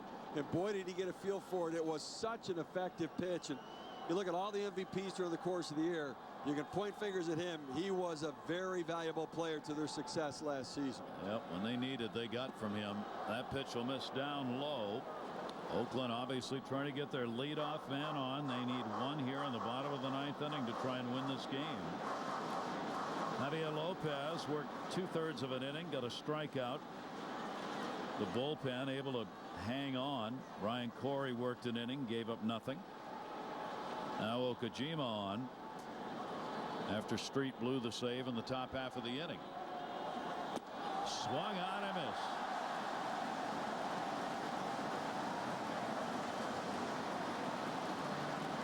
He has such great deception. Going with a fastball right there. And he runs it by Suzuki on the inside part of the plate. Had a little life on that one and caught him late. Mike Sweeney is going to be the pinch hitter for Ryan Sweeney. Great story, Steve. Man coming back, finding a role here in this ball club. 17 years in the Kansas City Royals organization. At the end of his career, there are a lot of injuries, but one of the best guys in the game. I mean, just everybody really likes him, and getting a chance to have an impact on this young Oakland A's team. Sweeney, he's looking for the long ball right here. If he can find a pitch to drive. He's got power and the ability to do that, and would love nothing better than to wrap this ball game up right here. Okajima has so much deception. You know, all the shots where he's not really even looking at the plate when he throws the ball. He's looking down to the ground, but has that image of where he wants to release and deliver the pitch. Sweeney takes that one outside. Mike Sweeney has been in just 134 games over the last 2 years. 2 separate stints that he has been on the DL. So not a lot of playing time for him. He's just hoping to be able to stay healthy and work off the bench and as a spot starter when needed. And a good professional hitter. I mean, he really is a solid hitter. Okajima down. 0-2, check swing. Did he go? First base, no. Hunter Wendelstedt. And a 3-0 count. Well, as much as he doesn't want to walk him, you got to be careful here because Sweeney will have the green light. If it's something he can drive and he thinks he can catch up to it, he's going to be turned loose.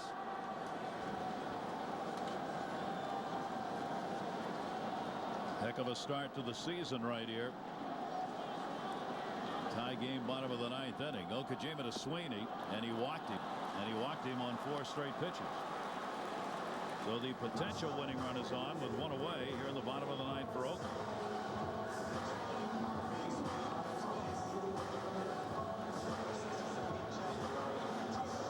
Fiorentino will come on to run. Jeff Fiorentino will run for Sweeney. A little speed over there, but Sweeney did what he needed to do. He got on base. Oh, good job of managing by Bob Guerin there. You put your quality at bat, a guy who could run into one and hit out of the ballpark, and once he gets on base, you put the outfielder that can run in the game, and he'll then replace Sweeney in center field. Fiorentino on at first base. Top of the order, Travis Buck. 0 for 4 with a couple of strikeouts in the ballgame. Kojima out of the stretch now. And the fastball's on the inside corner for a strike.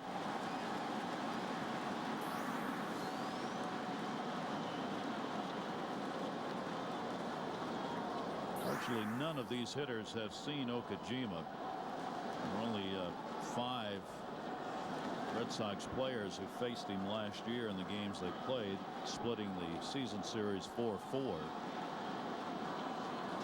Travis Buck down to first, foul ball, and a 2-strike count on the A's leadoff batter. You know, a lot of times young left-handed hitters get to the major leagues, and you know, managers automatically platoon for them. You know, Buck last year had so many different injuries. He had wrist problems, thumb problems, elbow problems. He never played more than 7 games consecutively for a guy who was up all year because of those injuries. But he hit .323 against left-handers. He hangs in tough. He's up on the plate, and he doesn't give at all. And he has gap power in that leadoff spot. 2-strike count on him. Misses inside. 2-1. Hope you are enjoying the opener from Tokyo, wherever you may be, as the morning begins to actually look like a real morning. It's not even 6 o'clock anymore for those of you who got up and started on the East Coast with us. Those of you on the West Coast who didn't bother to go to bed at 3. 4-4 ball game. Red Sox about hit the A's 9-4 in the game. Buck, center field, Ellsbury. He's got it. Runner tags but will not move up.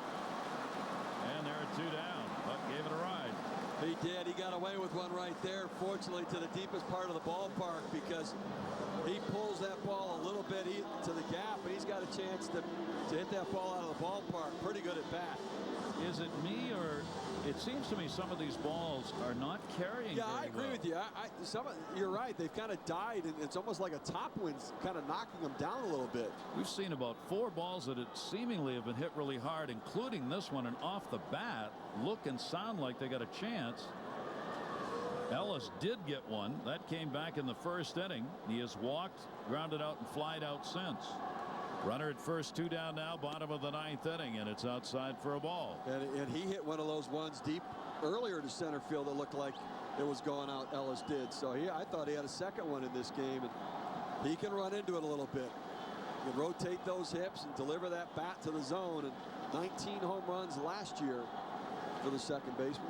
And 11 of those came off left-handers. He hit .313 off the southpaws last season.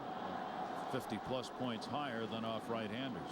Okajima keeping Fiorentino on at first base, the pinch runner. That's really one part of the game Oakland just does not do much. They don't steal bases. We talked about it. The fewest stolen bases in the American League last year. They also had the fewest sacrifice bunts. They just don't like to give up outs and run into outs. That pitch is going to miss down low. And a 2-0 count. Both teams have had their chances in this ball game. 2 runs in the first. Oakland jumped out to the lead. Stayed that way till the 6th. Red Sox went up. Bottom of the 6th. Oakland right back on top 4-3. Then the top of the 9th inning. The home run by Brandon Moss has tied the ball game up again. 0-2 delivery on the way. That one is going to be fouled back. And out of there. Gary, the Red Sox outfielders right now playing very deep. They're playing no doubles, nothing hit over your head. You'll give up a deep single on what would be a routine fly ball. You just don't want the runner from first to score on a double. So they're playing very deep. The outfielders are told to keep the ball in front of them and try not to let that runner on first score on an extra base hit. Youkilis holding the bag at first. 2 ball 1 strike count on Mark Ellis. And a strike on the inside corner, and you saw him turn away. Rick Reed's called that high strike the entire game. The ball down in the zone Where pitchers have wanted some of those borderline strikes at the knees, they haven't quite gotten that call, but that fastball up in the zone, he's been pretty consistent there. Okajima gets the count even, 2 balls and 2 strikes. Look for the split changeup right here. That's his put away pitch. And misses up high as that didn't move. And the count's 3-2. And the obvious advantage here is Fiorentino at first base gets to go on a 3-2 with 2 down. If the outfielders were any deeper, what Steve was talking about, they'd be having a late dinner in downtown Tokyo. I see Euclid holding the runner, and he will not bounce off far because he does not want a ball to go down the line for a double. He'll give up the single to his right, but no balls down the line. 3-2 delivery. The chopper comes right back to Okajima. Ellis is retired, and Major League Baseball's opener for 2008 will go to extra innings. We've completed 9, and it is a 4-4 game. Some powertrain warranties stop at 60,000 miles. Chevy Silverado is covered for 100,000 miles. That beats Ford and Toyota. When you build them with quality, you can back them with confidence. Now get 0% APR for 60 months for well-qualified buyers on any 2008 Chevy Silverado half-ton. Chevy Silverado. This is our truck. See your local Chevy dealer. 85, 86.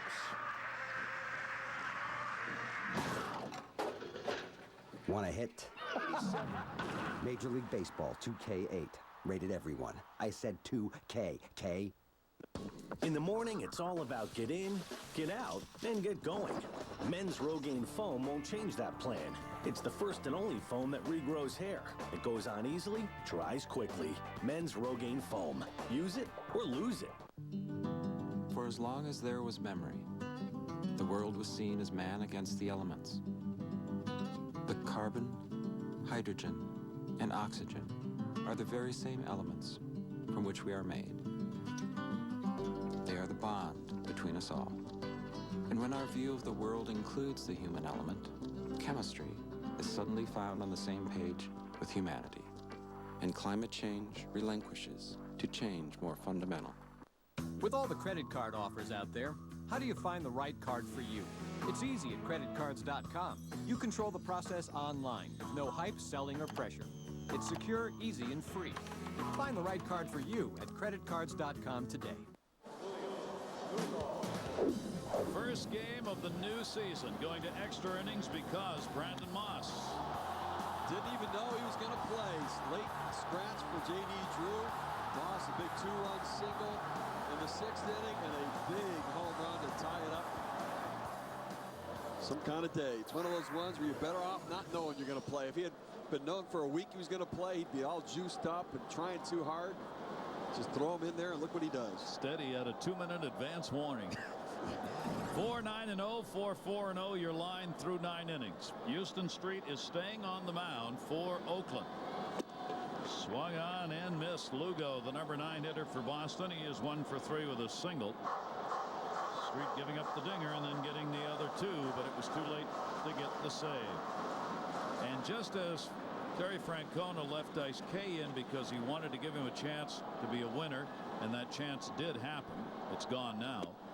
You get the feeling Bob Guerin's doing the same thing with Street. He does not want him to start this year having given up the home run and come out of the game. You know, people have to understand the bullpen is a living, breathing organism, and if the closer's right, the rest of the bullpen seems okay. So for your closer to give it up and then go out, shut down the opponent, it reinforces that, look, we're going to make some mistakes, but we can recover from it. Well, Lugo wasn't happy with that last call. Street's delivery to him is going to be taken down low. And a 1-ball, 2-strike count on Julio Lugo. They're still chatting back there. Rick Reed, the home plate umpire. Umpires still do not like batters who turn around and talk to them. No. You can look straight ahead and talk, but don't turn around. And a ground ball down to third on the line. Tough play. Hanahan's throw. No. It was short. Martin at a stretch. Might not have mattered. It is going to be a single. Well, Hanahan is primarily a second baseman. He's gotten the opportunity to play some third base, and he's shown some quick reactions, some good footwork, but not really the arm strength. On a couple throws, he's bounced over there.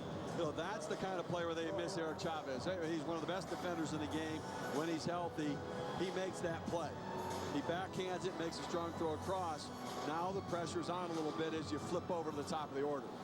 Pedroia's had a double, a single, and 4 times up and a run scored. Do you bunt him here? And Ann moves in at third base. 2 steps in front of the bag. They hold the runner Lugo at first. And a step off to see if he'd slide his hand on the bat. We talked about Oakland doesn't like to give up outs. They only had 16 sacrifice bunts last year. The Red Sox were the second fewest. They had 30 sacrifice bunts last year. Hit away, boys. Hit away. I bunt here with the guys you got coming up behind him. And he is down to first. That's a good bunt. Look to second, nobody there. A sacrifice as Pedroia made the first baseman handle that one. So he gets a potential go-ahead run scoring position. He had 5 of those last year.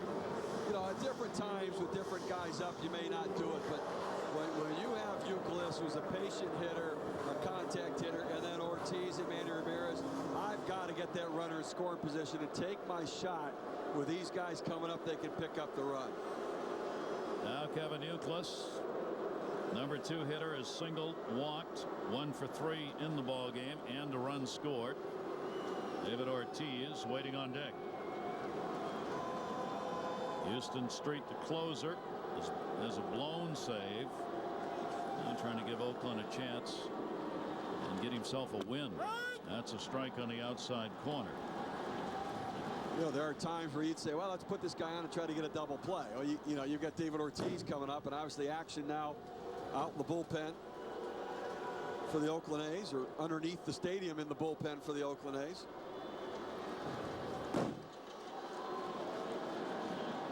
Trying to hold that runner at second base. Outside, good stop made. Suzuki with a first baseman type play with the catcher's glove. 1-1. Well, you definitely don't want a ball to get away there and allow the runner to advance to third with 1 out, or a sacrifice fly beat you, or you have to pull the infield in and create some extra holes. Youkilis 329 with runners in scoring position last year.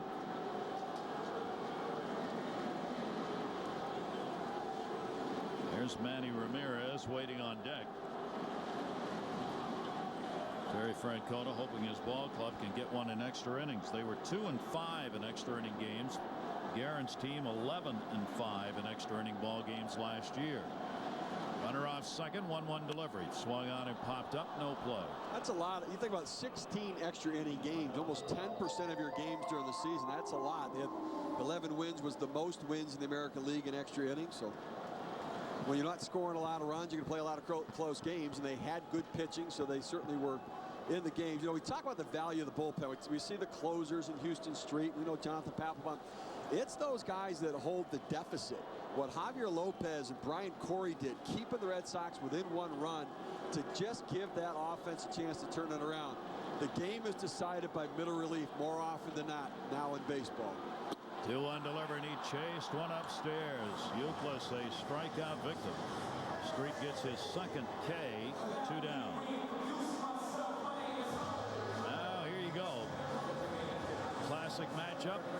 Why not kick the season off with an extra inning ball game? Both teams have had to make comebacks, and then you get to the 10th inning and you get Big Papi up against Street with a runner at second base and 2 outs. Well, this is where managers, they have this dilemma. What do? Do you walk Ortiz and pitch to Manny, or you pitch to Ortiz? I mean, it's pick your poison right here. This is only going to be, whoa. The second walk surrendered by the 4 Oakland pitchers. Blanton, the starter, gave up 1. Now the intentional here.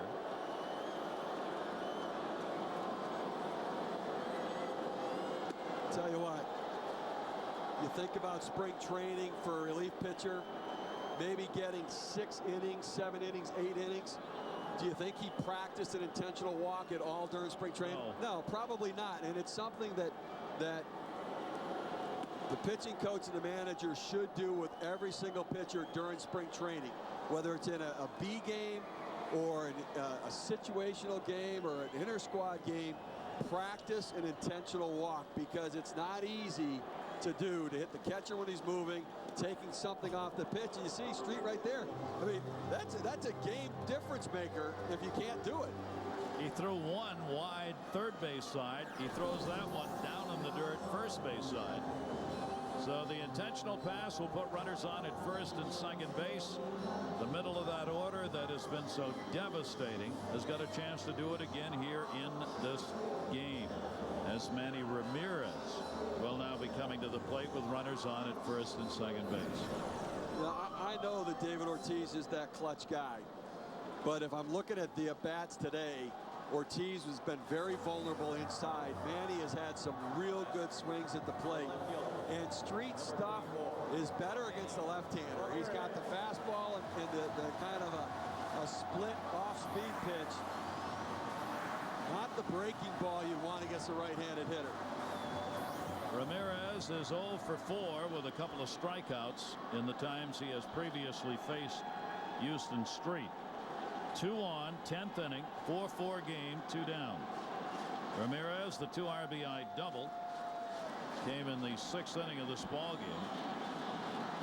The first 2 runs for Boston, and he came ready to cut and did miss.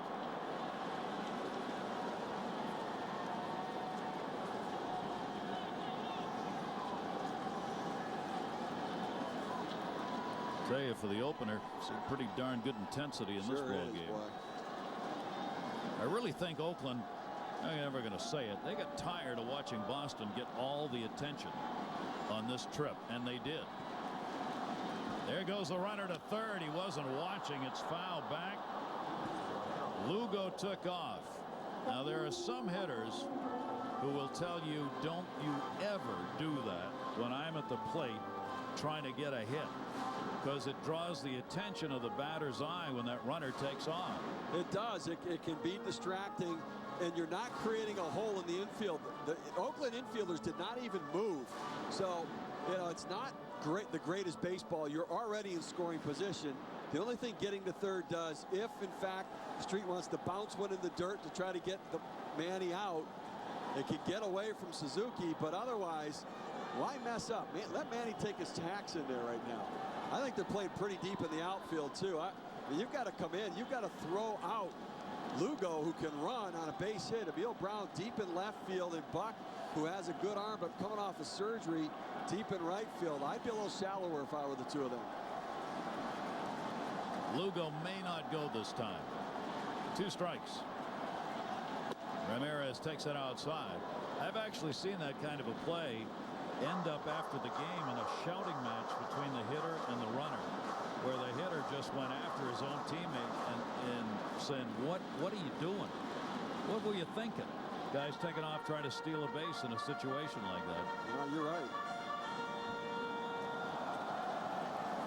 Ramirez, a 1-ball, 2-strike count. Lugo at second base, Ortiz on at first. Ramirez, center field, way back. Sweeney at the wall, up, off the top of the wall. Ortiz is already coming around third. Ramirez heading for second base, but nobody was covering. And the Red Sox have the lead. Ramirez has 4 RBIs.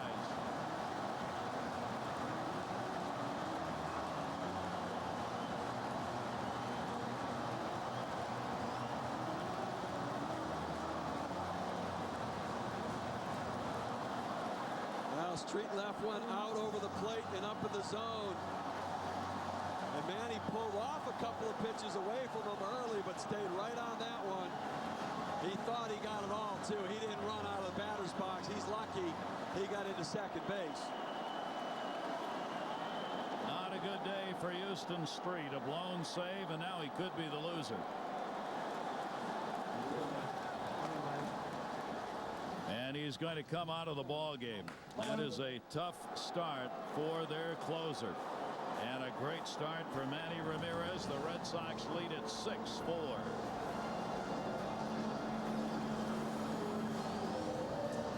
Did you know 1 in 3 men will face prostate issues? 1 in 3? Really? That's why One-A-Day Men's is a complete multivitamin with lycopene, which Harvard studies suggest may help prostate health. One-A-Day Men's.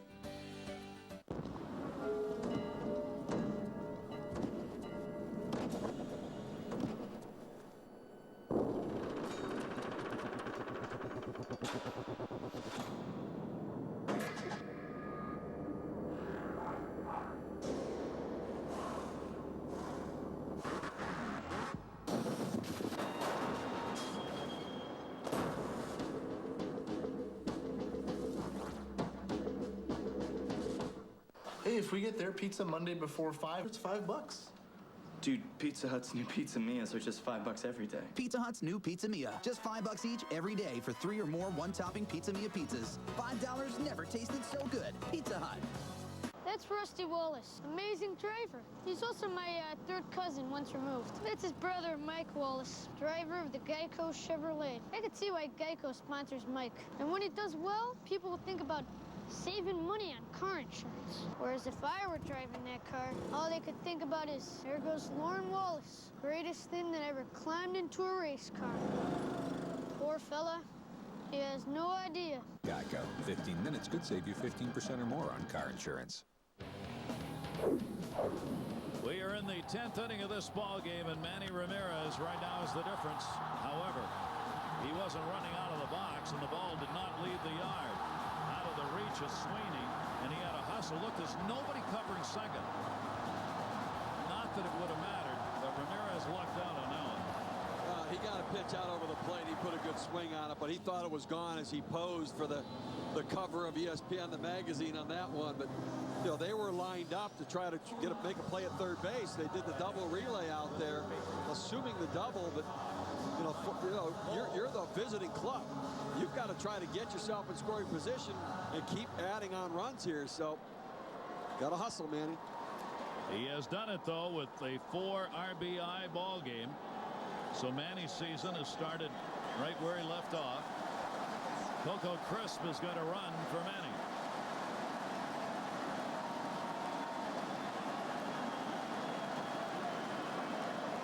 Well, that's good managing right there.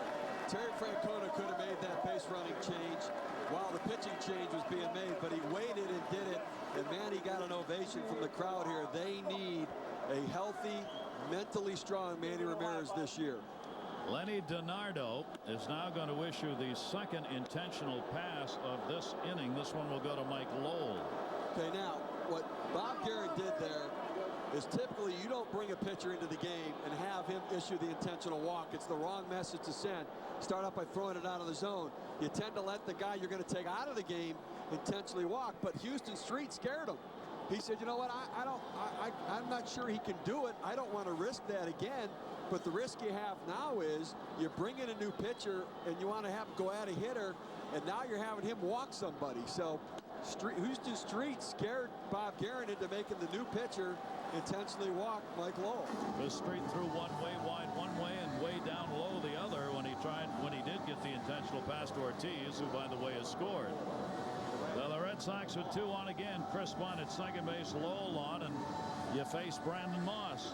All he's done is had a home run, a single, and 2 RBIs in the game. Yeah, Babe Moss. Babe Moss.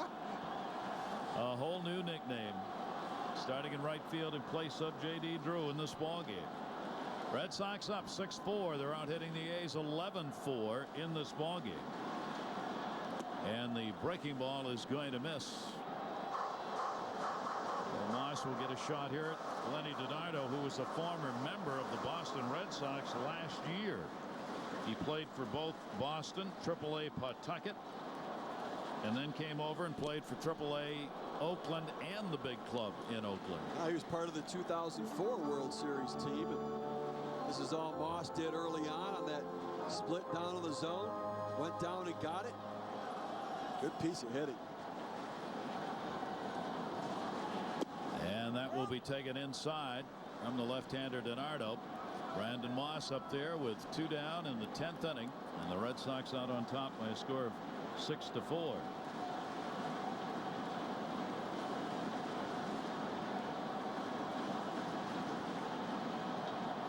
And that ball's hit in the air to left field. Brown will settle underneath this one and put it away. Moss is retired, but the Red Sox get a couple of runs on the Ramirez 2 RBI double. Jonathan Papelbon, the closer, coming on for Boston.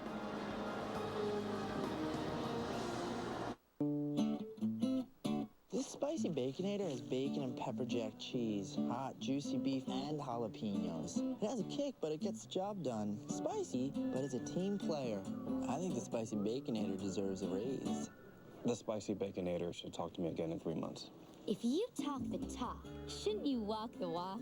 The brand new Spicy Baconator does. It's way better than fast food. It's Wendy's. Now eat way better, way later. So should I order the ticket? Are they free?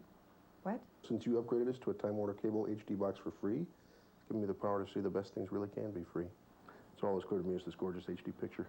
Well, here's a free tip. Mm-hmm. You're wearing 2 different colored socks. Yeah. Local channels, favorite cable and sports networks in HD. All free with digital cable. Only from the home of free HD. Give your HD TV the whole picture. Call 1-800-OK-CABLE for HD service from Time Warner Cable. Time Warner Cable, the power of you. Get fast cash for your car now. I Buy Cars is your only local car buying service. I'm John Maiorani, and I buy cars. I make it easy to sell your car. I'll even come to you and pay you cash on the spot. That's right, because I buy cars. And if you come to me, I'll give you an additional $50 gas voucher. Pick up the phone and call today, 718-448-5353, because I put the I in I Buy Cars.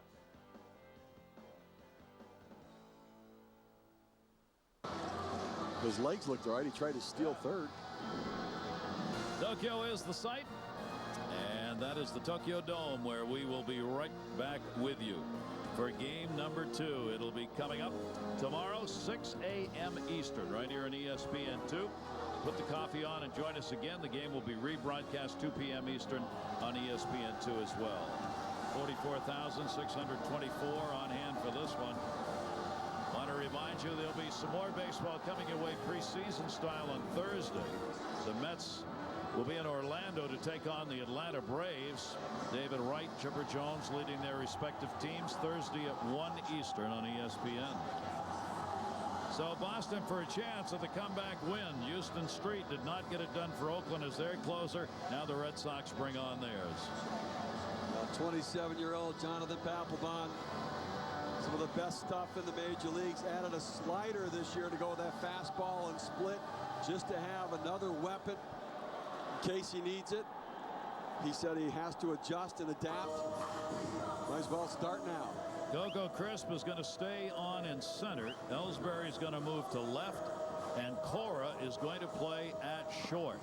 Those are Francona's changes here in the bottom of the 10th inning. I understand leaving Crisp in. The Cora move's interesting. It makes you wonder if something's up with Lugo. I mean, I think Cora's a solid defender, but been on the bench the whole game, and Lugo's certainly a more than capable defensive player. Now Jonathan Papelbon will face the middle of the order as Derek Barton, the number 3 hitter, 2 walks, strikeout, lined out, Cust, and then Brown. 6-4 Red Sox lead. Okajima could be the winner as he worked the 1 inning and gave up a walk, got a strikeout, didn't give up anything else. Street could be the loser as he gave up 3 runs, 3 hits over an inning and 2/3. Both the tying on a blown save and then maybe the winning on that Ramirez double. Papelbon will miss inside to the lefty. Now Papelbon could present some trouble for Barton and for Jack Cust. You know, they're both left-handed hitter, low ball hitters, and he runs that high fastball that Rick Reed's been calling all night long. It's going to be very tough to catch up to that. 1 ball, 1 strike count.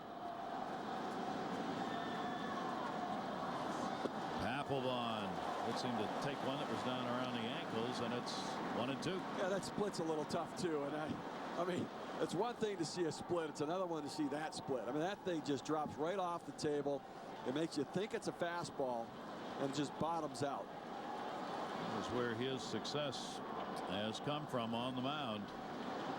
Here's the 1-2 delivery on the way, and a fastball that'll be taken up high.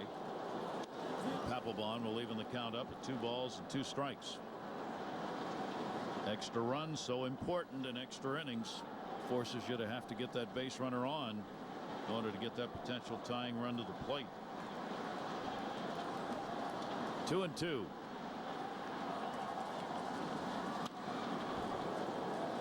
Got one he could have hit right there.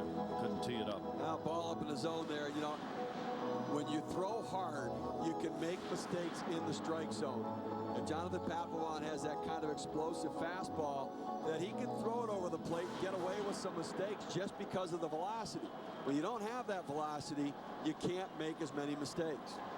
Left-handers hit 104 against him last year, and right-handers hit 200. Here's the 2-2 delivery on the way. The other key, Papelbon coming in as a closer, he got 85% of the leadoff batters out. I mean, anything over 70 is good. Over 80 is phenomenal. That's everything. I mean, you get the leadoff man out, it changes every inning, and it also deflates the opponent. Now, they're already deflated when Papelbon goes to the mound, but then when he nails the first guy, they just feel like we don't have a chance. 3-2 delivery on the way, and foul back again. Barton hanging tough in there. This Oakland team looking to make yet another comeback in this ball game. They had it right where they wanted it. Bob Guerin's club got that lead going to the bottom of the 9th inning with their closer Houston straight on, but the home run with one away by Brandon Moss. And then Street more trouble in the 10th inning. 3-2 for the second time coming. And whoa, no sooner said than undone. He walks the leadoff batter. Well, he's overthrowing his fastball right now, and you know, the first game of the year, it's about channeling your emotions. You're excited. It's Japan. It's different. It's new. You've got to try to corral those emotions and channel them in a way to make them work for you. We saw Matsuzaka struggle earlier, possibly because of the emotions of pitching here. Terry Francona telling Euclid at first base to go behind the runner with a left-hander Cust up there and a 2-run lead. They will not hold Barton. Cust takes it on the inside corner for a strike.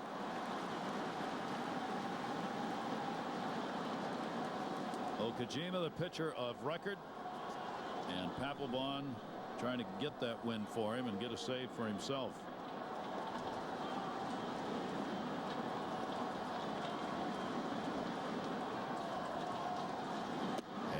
Pitch catches the inside corner. Same place, same result. Strike 2. Jason Varitek set up away, and that thing went right down the heart of the plate. Rick Reed, the umpire, did everything he could not to flinch because it was coming right at him. You gotta have trust in the guy sitting in front of you. Catch that ball. Papelbon up on Cust. 35 saves the year before last. 37 saves last year.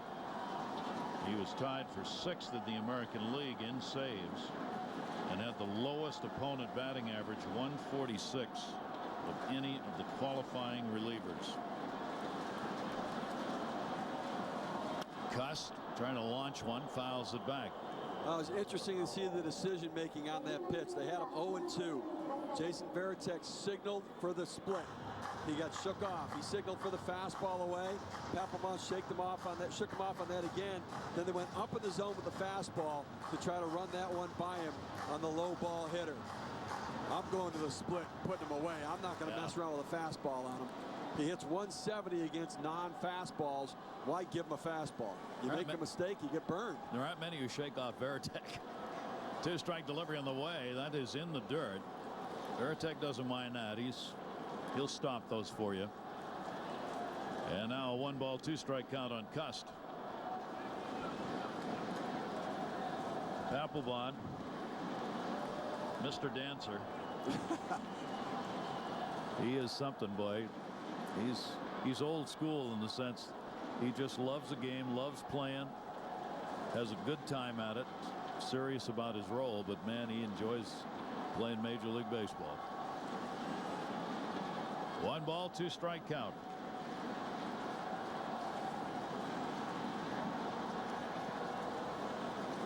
And Costa's gone. Well, you see with that uppercut swing that Jack Cust has, there's a loop in his swing, which means he's vulnerable to the fastball up in the zone. If you have enough velocity on it, Papelbon just runs it right by him, and Cust can't catch up to it. So there's the first out that they needed. Now Emil Brown, he has walked and 0 for 3. And he lines that to the gap in right center field. Nobody's going to catch that one. That's going to go up against the wall. Coming to third, Barton. Barton will be waved home. Here comes the throw to the plate. Cut off. They've got the runner trapped. Emil Brown is going to be tagged out. And man, oh man, you cannot do that. It is an RBI double in a 6-5 game, and you're the second out. That's a veteran player, too. You can't blame that on youthful mistakes. That is bad baseball right there. You're in scoring position as the tying run on second base, and he knows it. You see the look in his face. He knows, and Bob Guerin, he knows, too. Base running was something they focused on this spring. They were not good base runners last year. Brown new to the organization, but that's the tying run. You just ran and the go-ahead run at the plate, you just ran yourself out of potentially tying this up. Wow. 6-5 game, but for Papelbon, what's important is there are now 2 down. So instead of having a runner at second base with 1 out in a 1-run game, you got nobody on and 2 away. Brown will get the RBI. Bobby Crosby now, and he'll take it up high for a ball. I mean, a lot of things went right in that play. Emil Brown had a good at bat. He got a high fastball, drove it out there. Coco Crisp played it off the wall well, hit his cutoff man.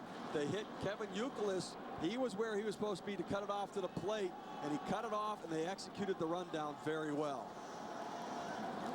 Line, and look at this. Oh, boy. Crosby gets a base hit.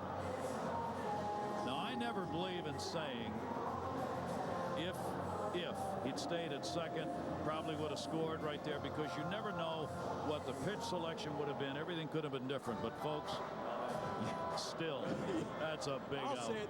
If he had stayed at second, that base hit would have scored him. I mean, I'll say it. I mean, it's inevitable.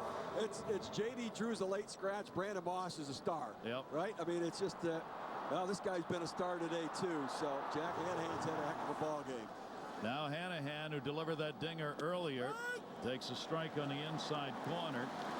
The home run, good for 2 RBIs in the 6th inning, 1 for 3 and a walk today. Runner at first, but there are 2 down. Well, the closers haven't exactly started their season with reckless abandon here. No.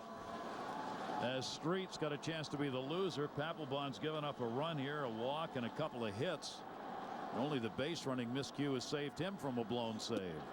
That'll be taken in the dirt. 1-1. You know, the way you can tell whether emotions are affecting a pitcher is if he elevates his pitches. Now, the strikeout to Jack Cust was an intentional high fastball. They went there on purpose. But the pitch to Emil Brown was up at the letters. The pitch to Bobby Crosby was up at the letters. That's a guy overthrowing, where you're jumping at the hitter, your body's out in front, and your arm is dragging behind. That ball's going to be a base hit into left field. And Oakland not going in the bottom of the 10th inning. They've got runners at first and second, 2 outs. All right, if he hadn't have scored, he would have been in. If he hadn't have scored a Crosby hit, he would have scored on that one. Yeah. John Farrell, the pitching coach, coming out. Mercy, mercy, mercy. A 9-4, 3-5-6-3 out on Emil Brown. Otherwise, this ball game is tied. Red Sox do not have anybody else warming up. See, now it's interesting where John Farrell did not go out early in the game when Matsuzaka was lost on the mound. He knows Jonathan Papelbon. He knows he needs to talk to him. The young pitcher, they're both 27, but different resumes. Matsuzaka's resume is lengthy. He's done a lot of big games. This is a kid who's still figuring things out. Going out there, calming him down. He's got to get his fastball down in the zone to be effective, and then throw the split right off of the plane where he throws the fastball. The young catcher, Kurt Suzuki, a base hit will tie this game up again. Fastball misses inside, ball one. What a heck of an opener here in Tokyo. These two teams have really gone at it in this game. And there's never been enough of anything so far. 2 down. Suzuki, a little chin music, folks. Ball 2. Jonathan Papelbon looks like his front shoulder's flying open, and his arm is left up. That's why those fastballs are going up and into the right-hander. That's not intentional. He's kind of out of sync a little bit right now on the mound, and a little bit different look in his eye than that look when he had a couple outs with the first 2 batters. Suzuki played his college ball, Cal State Fullerton, first major league chance last year. Delivery to him, rounds that one towards first, taken by Euclid. Papelbon over, and the Red Sox win it 6-5. And you better be looking up and saying a word of thanks, because that's the only reason the Sox won that one. That's some kind of game right there. Hideki Kojima gets the win. Daisuke Matsuzaka grinds out a real tough game. Manny Ramirez, Brandon Moss, great at bats. Good team win for the Red Sox, and a tough loss for Oakland. There you have it, 6-11-0 to 5-7-0. Mike and Mike is coming up next. From Tokyo, we thank you all for joining us. The Major League season is officially now underway, and Manny Ramirez is Manny being Manny yet one more time as he has a 4 RBI game. Okajima the winner, Papelbon the save, Street blown save, and a loss in this ball game. We'll see you tomorrow at 6 a.m. Eastern Time. Steve Phillips and all of our crew. I'm Gary Thorne. Thanks for being with us, everybody. Mike and Mike is right now.